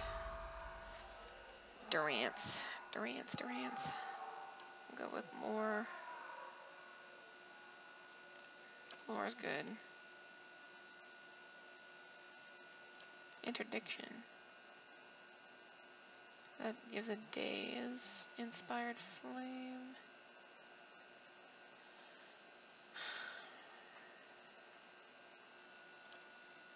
Hybridizing Radiance. Oh, that one's kind of cool. That one's nice. I like that one.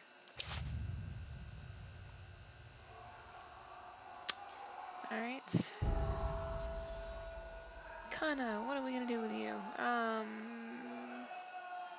I think we'll give you some stealth and bank the rest so that your lore can go up next round.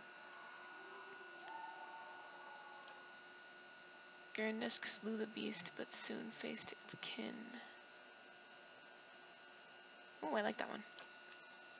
And then beloved spirits. Emperor's the Chanter's connection to soul fragments they employ, increasing the ancient memory's healing capability.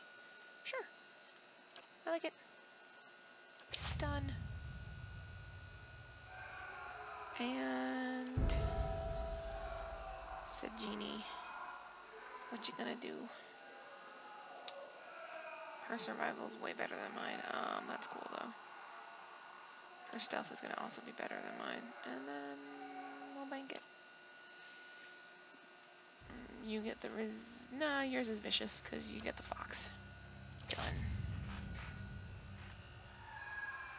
Okay, everybody's leveled up. Thank you for reminding me. I'm totally gonna save the game too.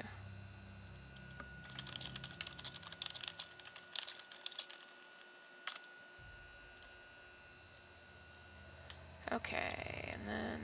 It's no trouble. Still locked. Can't do nothing. Alright, they're gonna come yell and bitch at me. Oh wait, is this guy still in here? Modred. I'm curious. Open the trunk. A heavy lock holds the trunk shut. It's too sturdy to break and the mechanism looks too complicated to pick. Alright, I guess I'll leave it alone.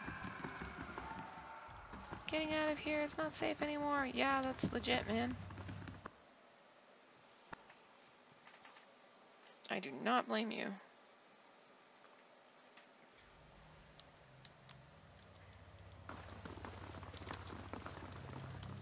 So, whoops. Ah, there is. What the blazes happened down there? You were given permission to ask questions.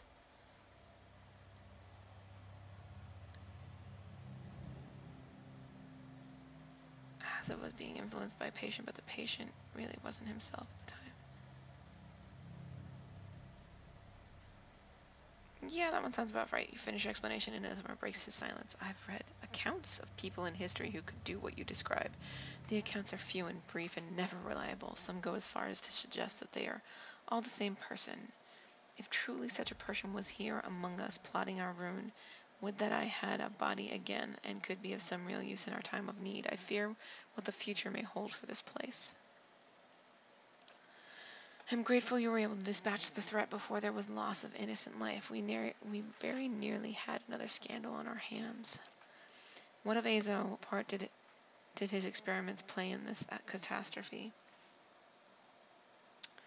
Would have found a way to interfere with the sanitarium even without Azo. If I hadn't come along, Azo would have eventually resulted in another scandal. He would have found another way to interfere with the sanitarium. He was kind of an ass.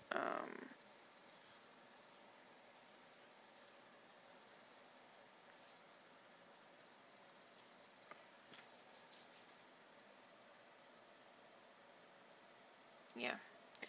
At the worst possible time. Say no more. Azo is no longer welcome at this facility. Okay, that's going to be fun.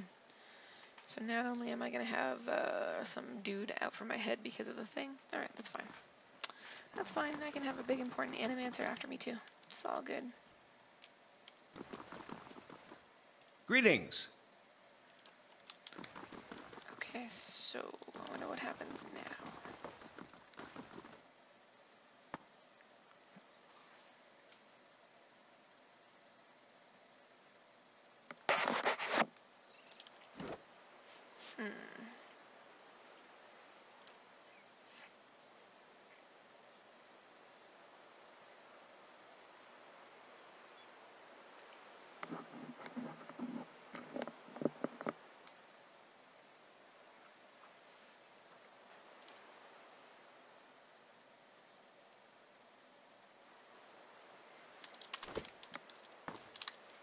Nope, there we go.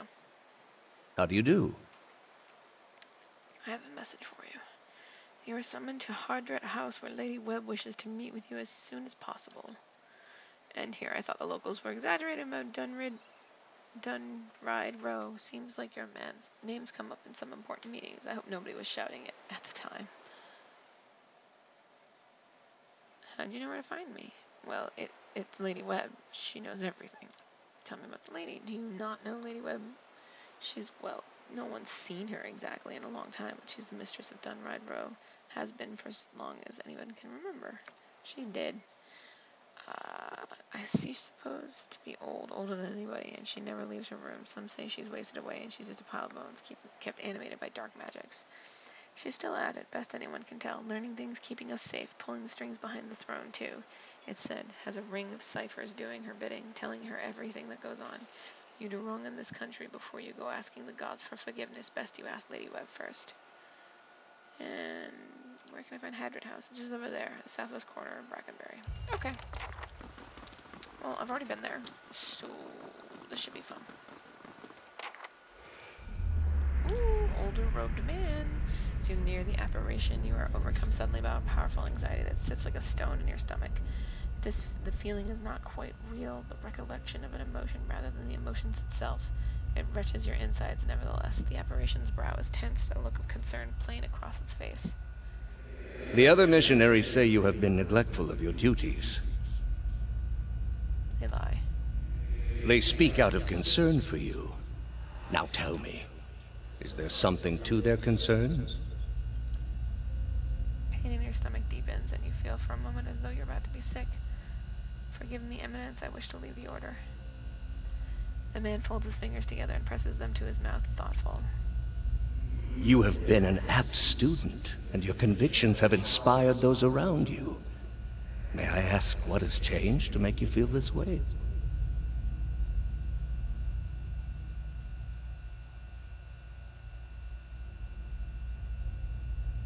I've done something unforgivable. The apparition exhales slowly, and its lips press together, a sympathetic rapport in its eyes. It places its hands on your shoulder. I see. And you would cast yourself out, is that it? What I've done, no god would have me now. If you believe that, then I have failed you as a teacher. There are many gods so that all people are looked after, no matter who they are or what they've done. The only ones who need fear anything are those who abandon their gods, thinking all is lost. But for those who beg help and forgiveness, the gods always provide. Only for the deserving. I will tell you the truth. There may be some among the gods who would see you punished. But after punishment comes absolution, redemption. Whatever stain there is upon your soul, the gods can wash it clean. But you must dedicate yourself to them in return. That is what makes one deserving. Will you return the faith they put in you?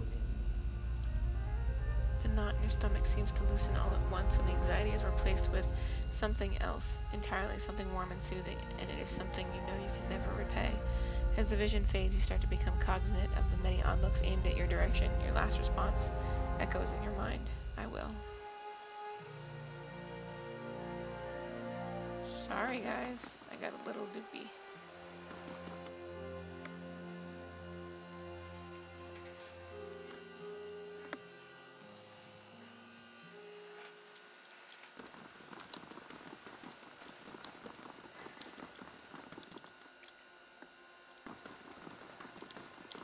Oh, wait. But I have to go upstairs.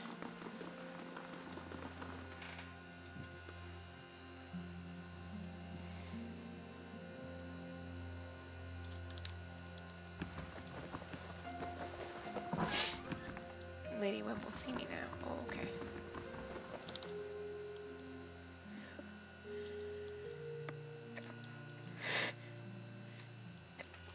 Excuse me. What's this?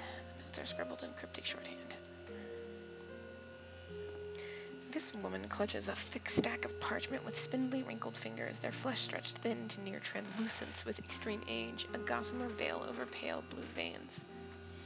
Ink splotches and candle burns dot and stripe her hands like a quilt patterned after some great indescribable truth. She does not look up from her reading. So, the messenger conveyed my summons. A miracle that would make the reincarnation of Aothis look like a child's cantrip, surely. It doesn't draw the most inspired minds, messaging. They failed me so many times of late, I nearly sent a cipher after you instead. So this is the Watcher who took over Cad Noir. Oh, don't look so surprised. It isn't an attractive expression. I wouldn't be where I am for long if I let details like that escape me.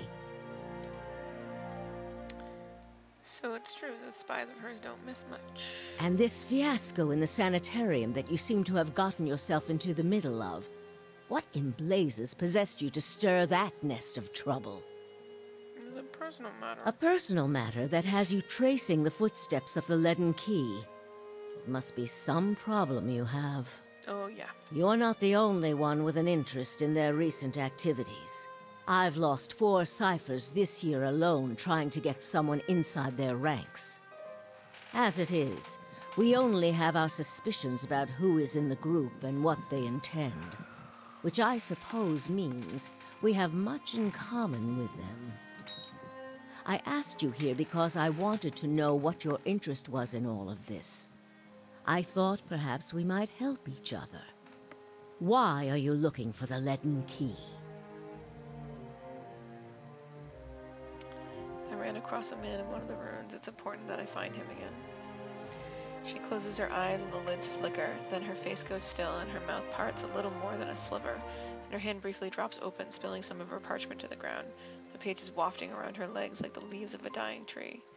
Her fleshy eyelids peel back and her gaze is immediately upon you. The gods are cruel, I'm afraid. The man you seek is Theos Ix Arcanon, Grand Master of the Leaden Key. One of the most elusive and dangerous men Eora has ever known. You know I seek Theos. Because you have seen his face, and that makes it a simple matter for me to see it. You even happened to catch him in his ceremonial garb, it seems. It must have been a special occasion. More than most, though very few would know so much as his name, and there is no way of knowing how much of what I've read is true. The Leaden Key dates back more than 2,000 years. If rumors are to be believed, Theos was the one who created it. What scraps of evidence exist suggest that he has died many times, only to be reborn each time exactly the same man. Awakened during adolescence with all the knowledge and experience of all his lifetimes. The plots he orchestrates sometimes take hundreds of years to bear fruit. Needless to say, this is not the natural order of things. But he is said to be one of Woedica's favored, and that old bat was never one to let rules get in the way of favoritism. That may also explain another supposed gift of his. His body is no boundary to his soul, and he is known to take possession of others, if their souls are weak enough. Often it is for elaborate deceptions, but sometimes he simply forces them to kill themselves. He is not known for his generous supply of pity. He is also not one to show himself in any but their most critical matters. If he has directly involved himself in whatever the group plots now, it may be your only chance to find him. And once you do find him, if you can find him, I would not hold my hopes too high if I were you. He is a driven, single-minded man. He will not have the slightest concern for your problems. How do you know so much about him? The same way I come by all my knowledge. Exhaustive research, spying, bribery, perhaps some less savory measures. Whatever the knowledge demands, I pay in full. There is nothing of greater value. Unfortunately, with Theos, there is also nothing more scarce. He has covered his tracks far too well. His manipulations of the course of history are lost to time now, though I believe they were many. What else is to know about it? Precious little, I'm afraid. You may know much of it already. No one member knows the identity of more than a handful of other members. They are kept in the dark of missions they are not involved in, or sometimes of those they are involved in. They exist to hide secrets they themselves don't know, if you can imagine how gullible someone must be for that to appeal. Despite that, they are very good at what they do, owing much to their founder, who will take matters into his own hands when necessary. And he does not fail. So what do you want from me? Keep me informed. The Leaden Key has been busy lately, and that is distressing news. I can only guess as to what they intend. You seem to have a knack for turning the stones they've crawled beneath. Keep turning them. Dunreed Row will not stop you. Dunreed, okay. Whatever it is they're up to, figuring it out will be of great use to both of us. In your case, it will surely point you to Theos. In return, I will share our knowledge with you as we learn it, and provide you with what assistance I can. If you find your trail has run cold, come to me with whatever you have. There is much I may be able to do for you. Alright, well apparently there's something I can tell you about the Leaden Keys Well, let's hear it. Found Theos in Brackenbury Sanitarium impersonating a patient. He was trying to damage the public's opinion of him. Forgive me, it is unlike Theos to leave witnesses. He must be furious. He did not aid you as you'd hoped, I take it? Well, take heart. With any luck, when he has finished his business, he will surely come and find you again, if only to kill you while you sleep. Oh, yeah, thanks. This news of yours makes sense, of course. To dabble in animancy is to puzzle over the secrets of the gods. This would not be the Leaden Key's first action against it. But if this is connected to their other activities, we may be in for something on a much larger scale. If we can learn more about their goals and methods, perhaps we can get the palace behind us. With Avar's support, we may be able to put a stop to this. I feel like I need more reputation for that to happen. I have other questions. Yes? How old are you? You wicked woman, what are your manners? Were you raised without a shred of decency? I lost count ages ago. Such a strange thing to celebrate, getting closer to death. Oh, I've had my share of work done to prolong my existence, if that's what you're wondering. I'm not ashamed of it. I'm not done here. There are things I still wish to learn. And I'll be the effigy if I let Berith carry me off before I'm through. There was a time when I considered enlisting in the Theorums of Panin to extend my life indefinitely. I found the thought of devouring my political enemies to sustain my own life greatly appealing. I must have gone soft with age. I like this lady. Are you psychic? If you are hoping I can look at your hand and tell you whom you should marry, you can just wipe that notion from your mind. I do not know what will happen tomorrow. That is what I pay spies for. Being a cipher is not unlike being a watcher. You notice more about what is already there. Hang on a second.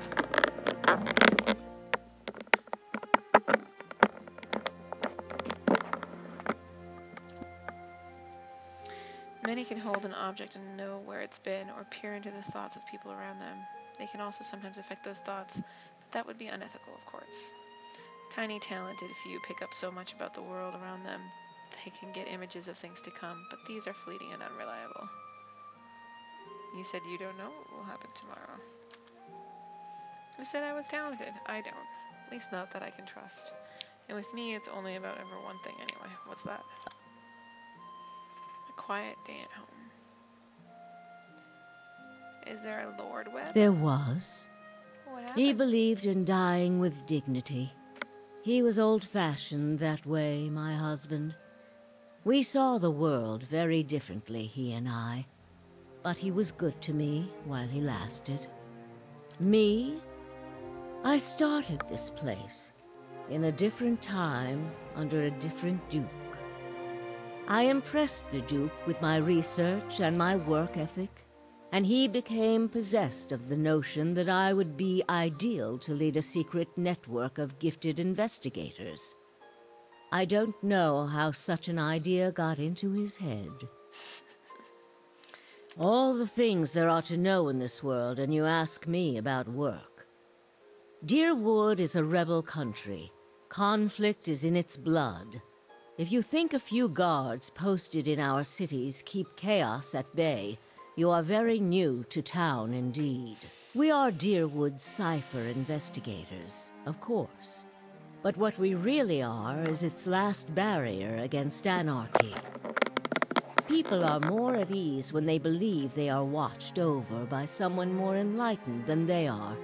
It pacifies them. So that is the image we foster. And we do try to be enlightened for their sake.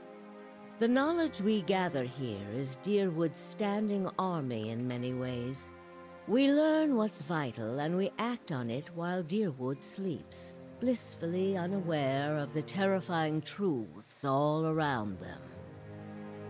I wish I could tell people the things I know sometimes, but the truth is I don't think many of them could bear it.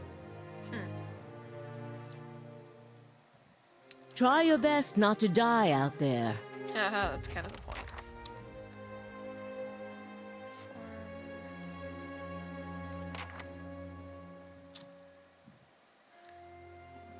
What's in here?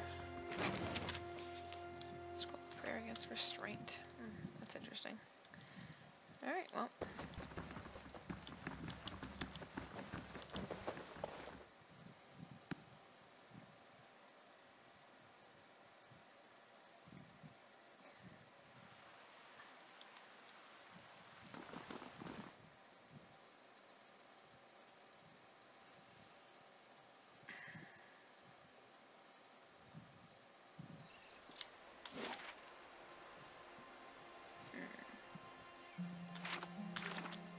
What do we got now?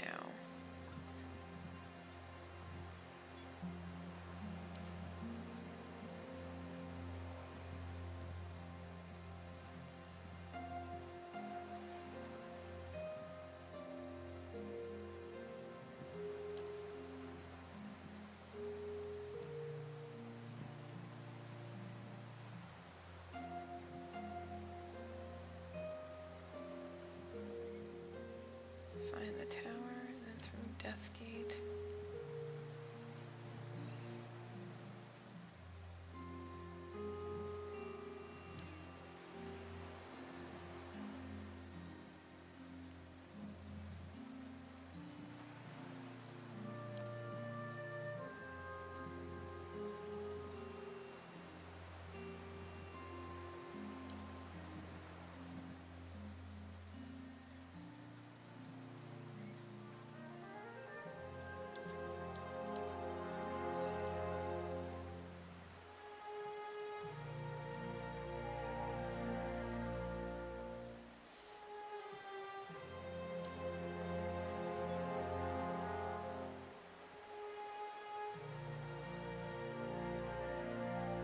So I have to go find the cliffs in the vision.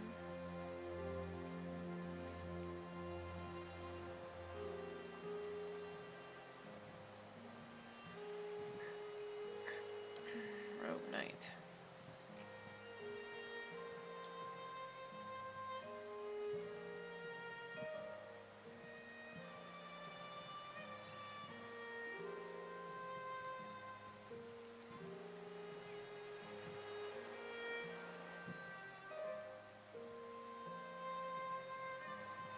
Okay, well, let's see if, wait, while I'm here, let's see if I can actually find the forged document and mention it to the other guy over here. This guy. Kieran. How do you do? I guess not.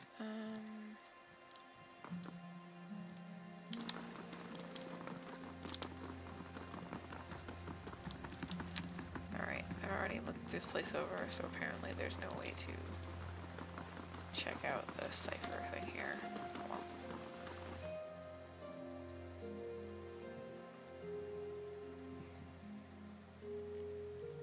phone with Stardew.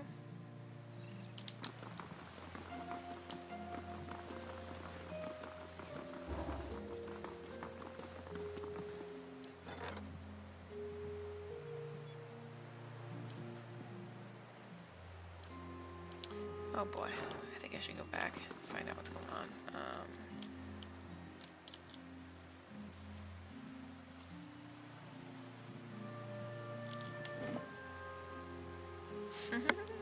Good, I'm glad you're having fun.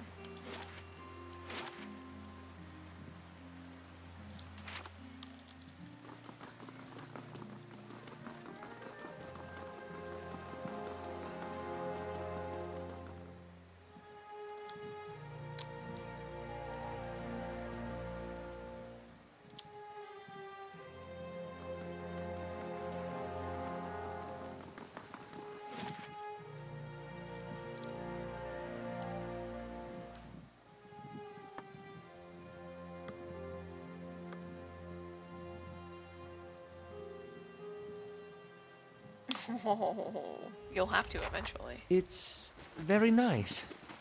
We're not sleeping here, are we? Yeah, we are.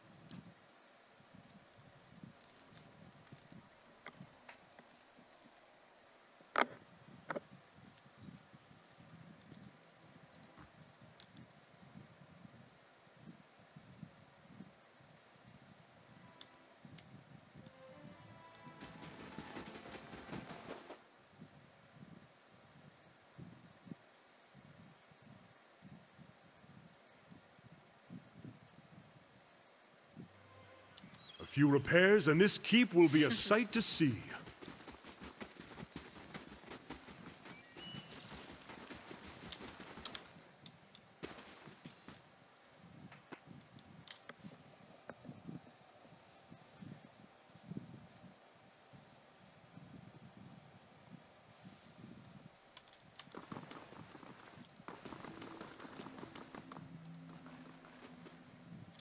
Pardon the intrusion, my lady. Chancellor Warren urgently requests that you meet him at the Charred Barrel in Brackenbury. I was just there. Is it about Cade New again? I don't know. My apologies, my lady. I'm merely the messenger. How's the chances of meeting with you in an unofficial capacity taps from time to time? Let me let you know when I can. Alright. I return to court.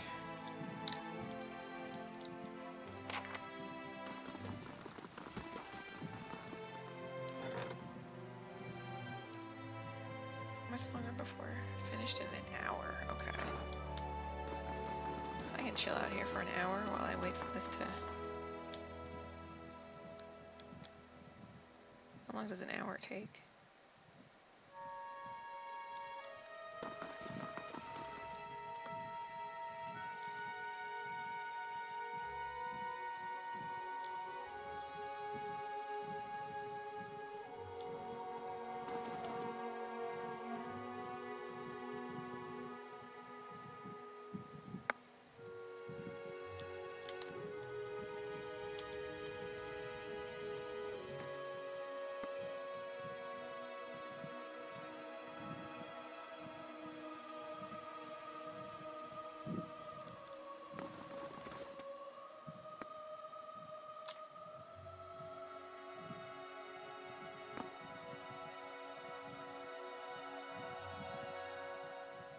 A few repairs, and this keep will be a sight to see.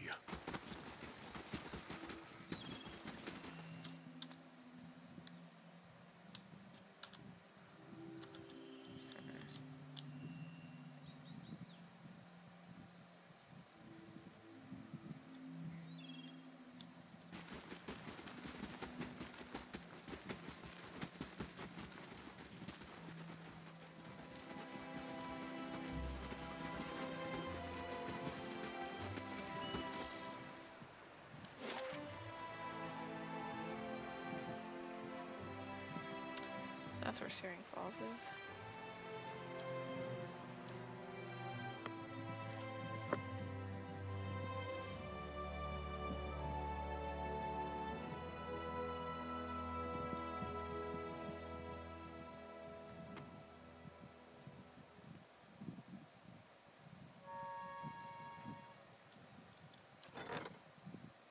South Curtain Wall construction complete.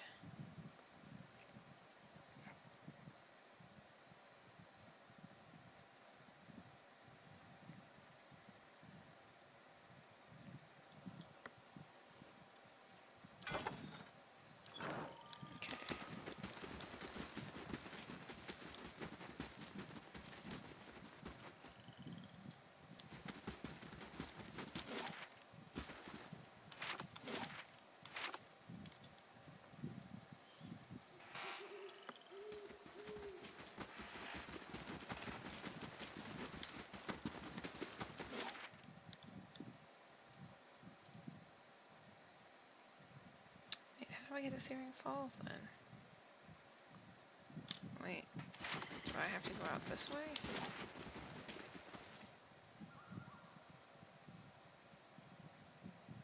Ah, I bet you I gotta go down here.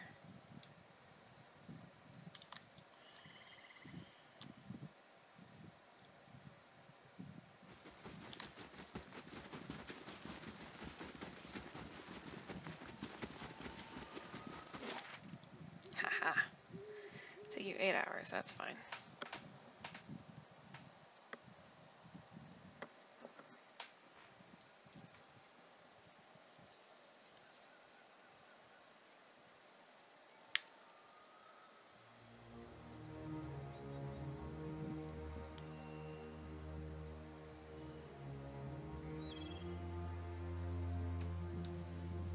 Okay.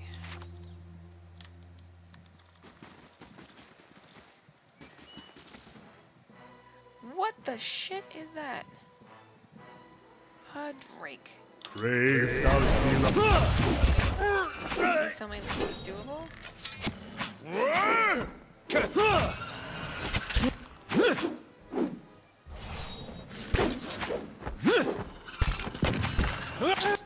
Alright, well you need to stop dying. You also need to do... Yeah, that works.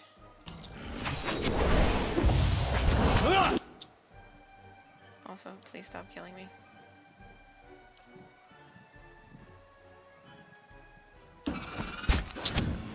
Jet on! You guys need to attack that thing.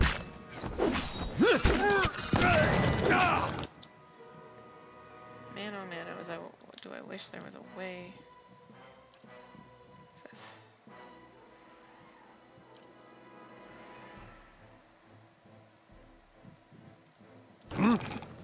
affect than wrath. Oh, and there he goes.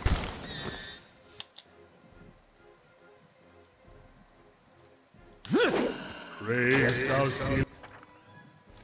Attacking foe with at least one defense deflection that is much higher than the accuracy of the character attacking. When defense is significantly above the accuracy, it can be extremely difficult to score a hit.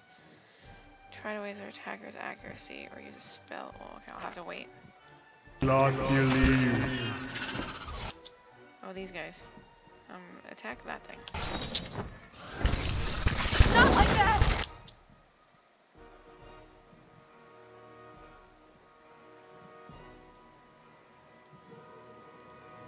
Down by one. No, he can't be! Sacre!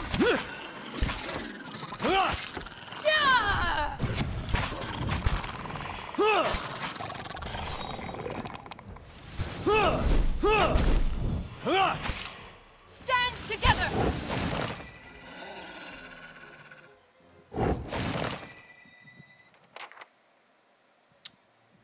Well then. Durgans! Sort of. Hunting bow. Quarterstaff, some primal flame. Amethyst. Drake Talon. What do you got? You got a severe burn. I'm here.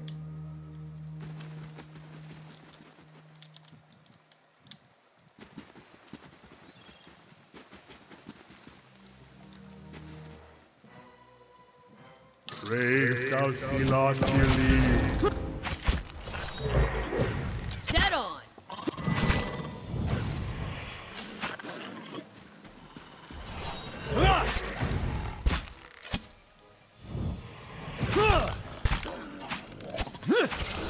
Curses! Dead on!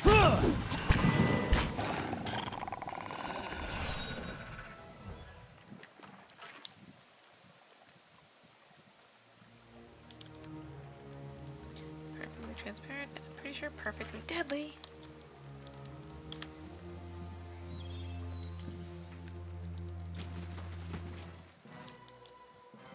Brave thou.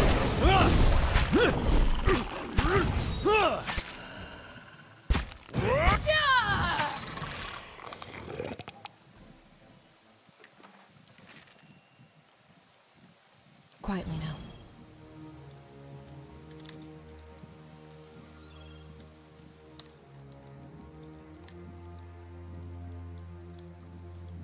Yeah, it is.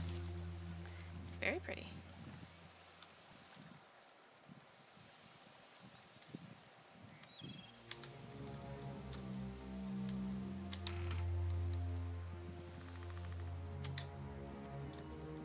Oh, and there's a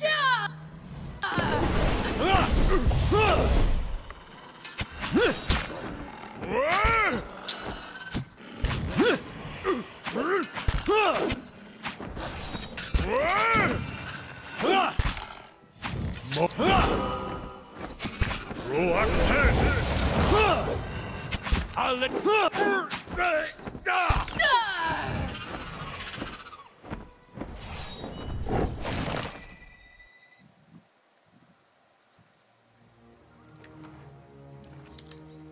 Absolutely. Brave thou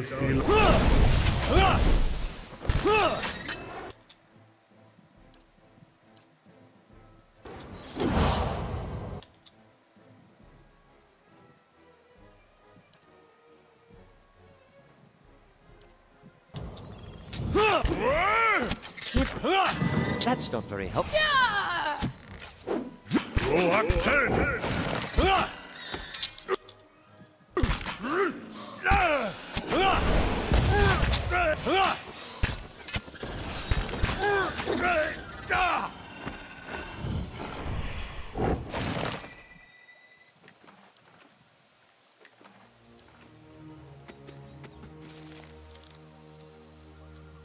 Slow and silent.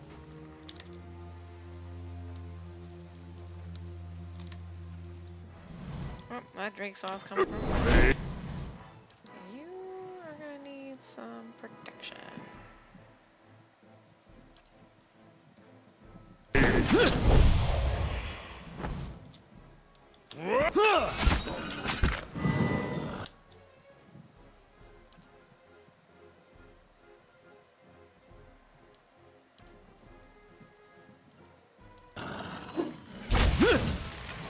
Lavaru beyond sea. That's...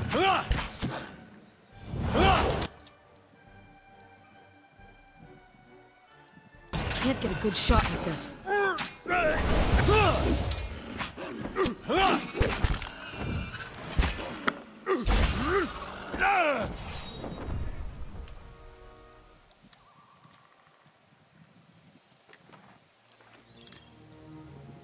At once.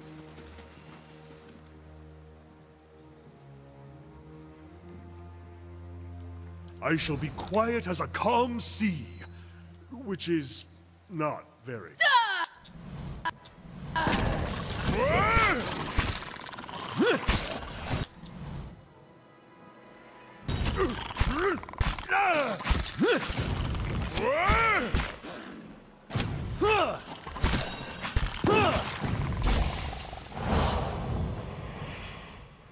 Croak 10!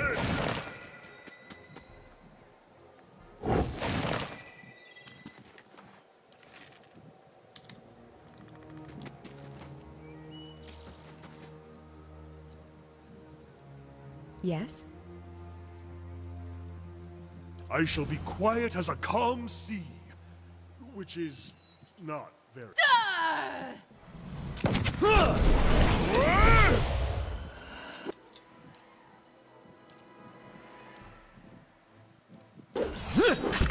Levaru beyond sea. Can't get a good shot. That's not very helpful.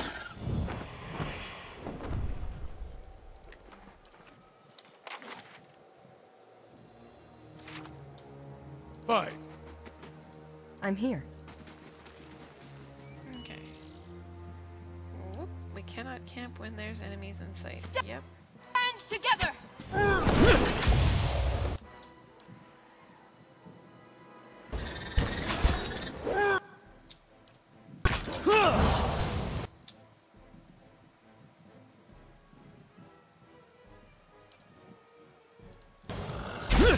Moe Ixi Ana. There's a lesson to be. At least we don't have to listen to him anymore. That wasn't nice. Okay, I hope that there are no enemies here.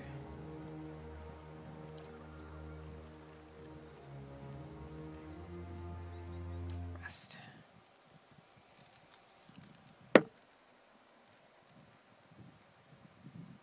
I'm sorry. I didn't mean to sneak up on you. I just... Well, you seemed preoccupied. I suppose I've just noticed you acting a little, unusual lately. Talking to people who aren't there, remembering flashbacks of your previous life. I just want to make sure you're doing all right. I don't know what to make of this either. Then I'm in good company. I should let you rest. It looks like we'll have another full day tomorrow.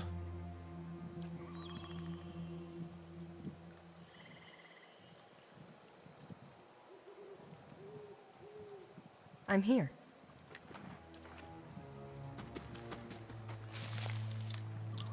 Absolutely.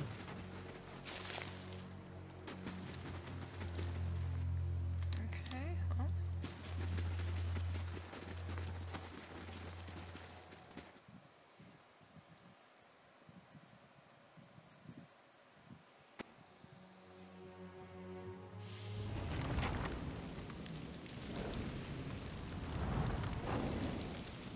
Whew. This is not my ideal climate.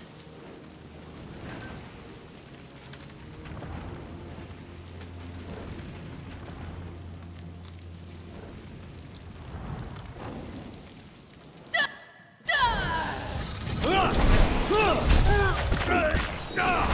on!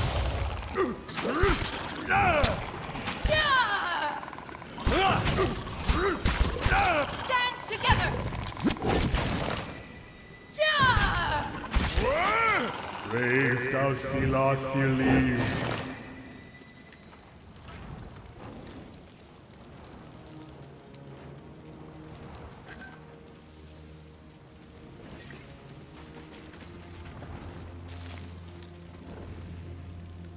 I'll take a look.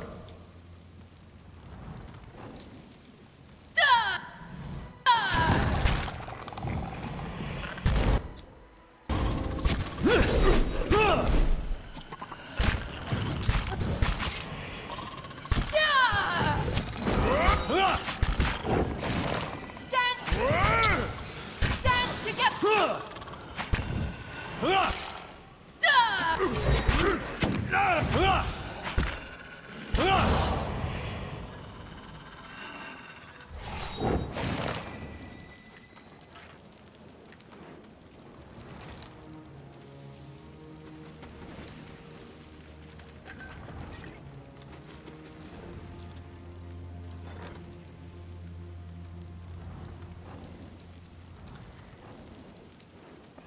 Wind and thunder, minor item. For years, an aged wizard has been seen traveling up and down the northwest coast of Deerwood, performing experiments in the middle of terribly balanced storms. Locals have never been certain if the wizard is taking advantage of the weather or if she's causing the phenomenon herself.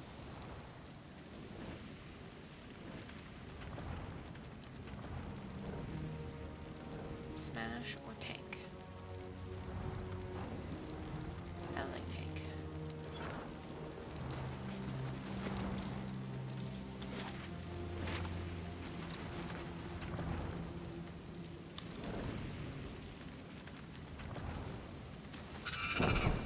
Ooh. Kale the Silent. Drake cocks its enormous head looking at you. It issues a stream of words directly into your mind. Glowing, burning spark. You human thing, you come to take my spark, yes? What's the spark? Spark is an ember. Warm, glowing, beautiful. One day I will become a burning thing. Bright and terrible like my spark. I didn't take your spark.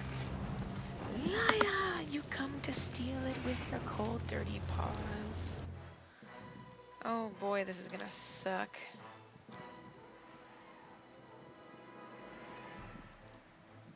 I mean, sure, but...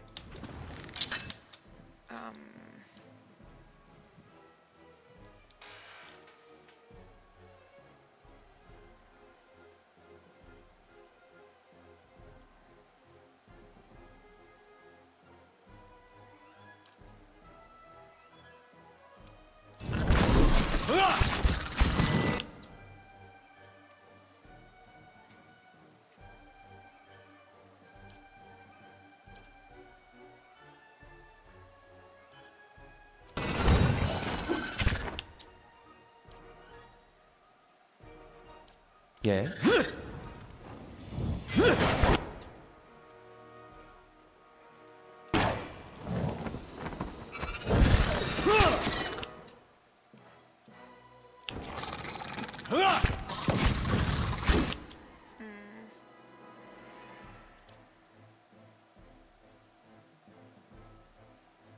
Oh, you are way too complicated, so I'm gonna go back to this guy.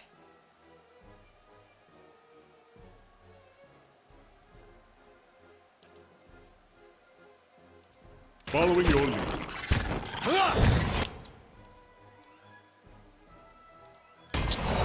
Can't get a good... Moe ixi ana.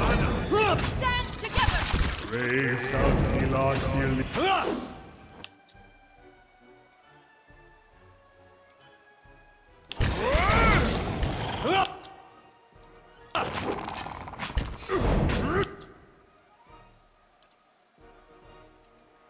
It's on me! They're closing in on us! Stand together!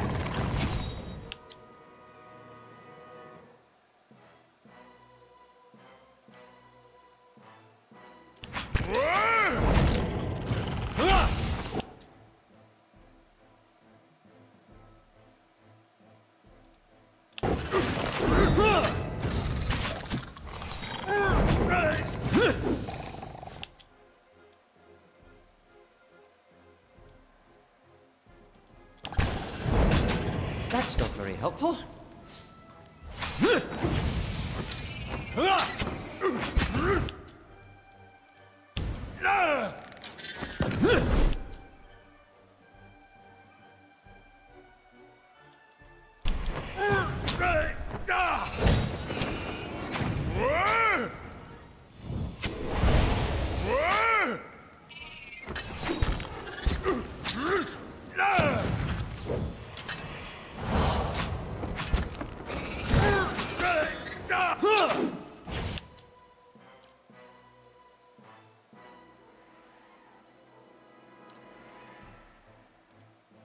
Moe ixi.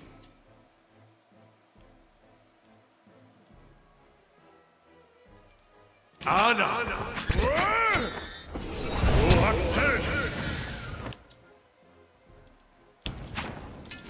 Come on!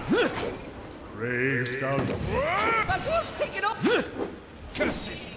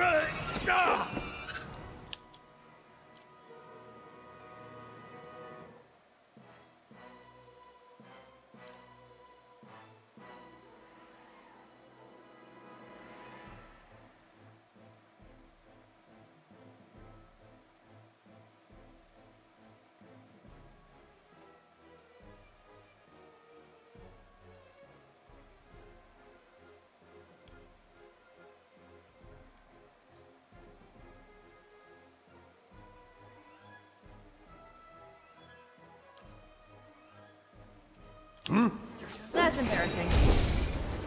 Moe.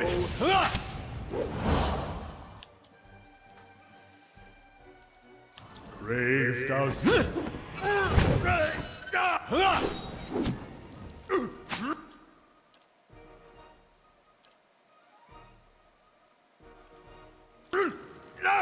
That's not very helpful.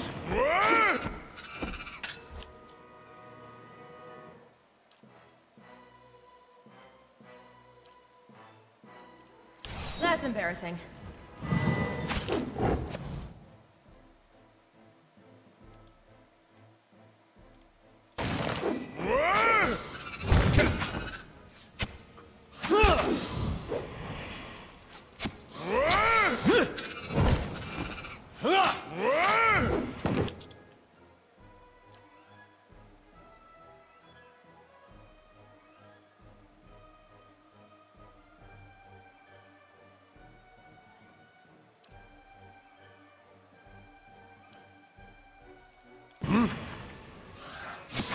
Curses!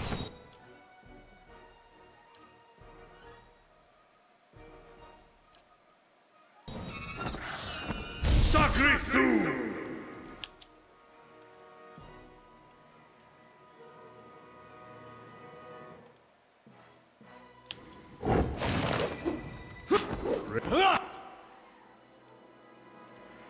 Get off, lad!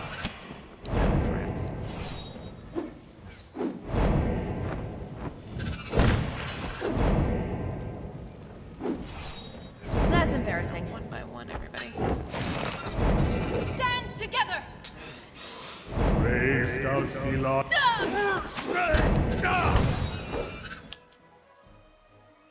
And I'm doing bunk for damage. I'm here.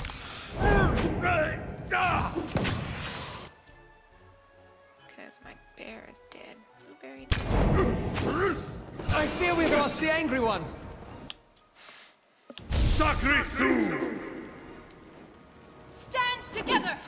Brave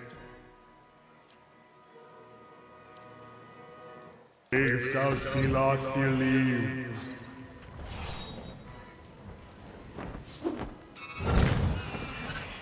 Lavaru beyond seek. And run away.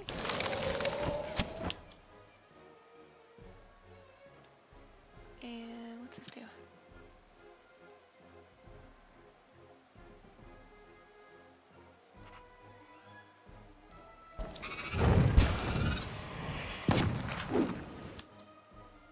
And second wind.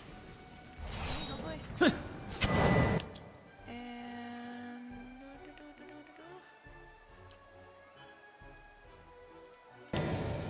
So very Lavaru distracting. beyond seek. Okay. That's gonna suck. Curses!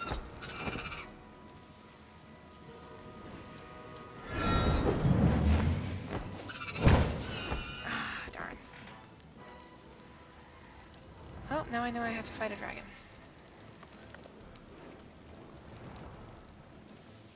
Oh, what time is it? Okay. So now I know that I have to fight a dragon. I'm gonna load this, and I'm probably gonna end the stream and go to bed because I'm getting super punchy and sleepy. You can't find the blacksmith. His name is Clint. He lives all the way at the end. Yeah, 'cause now I have to go through this whole cave again. I don't wanna. I've got another quest that. What? What? Oh, it's a different quest. No, I'll still give it to take.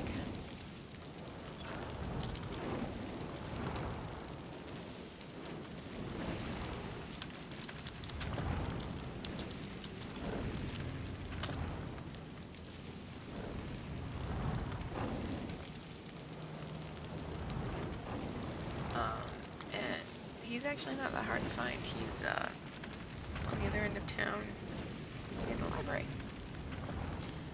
Okay, I'm going to end the stream for tonight because I'm getting super tired. And so far this has been an interesting experiment going back to OBS. Hopefully the stream itself is decent. I'm not sure what the quality is going to be like on the other end, I'm probably going to watch some of this afterwards so I can compare to Shadowplay. Good night.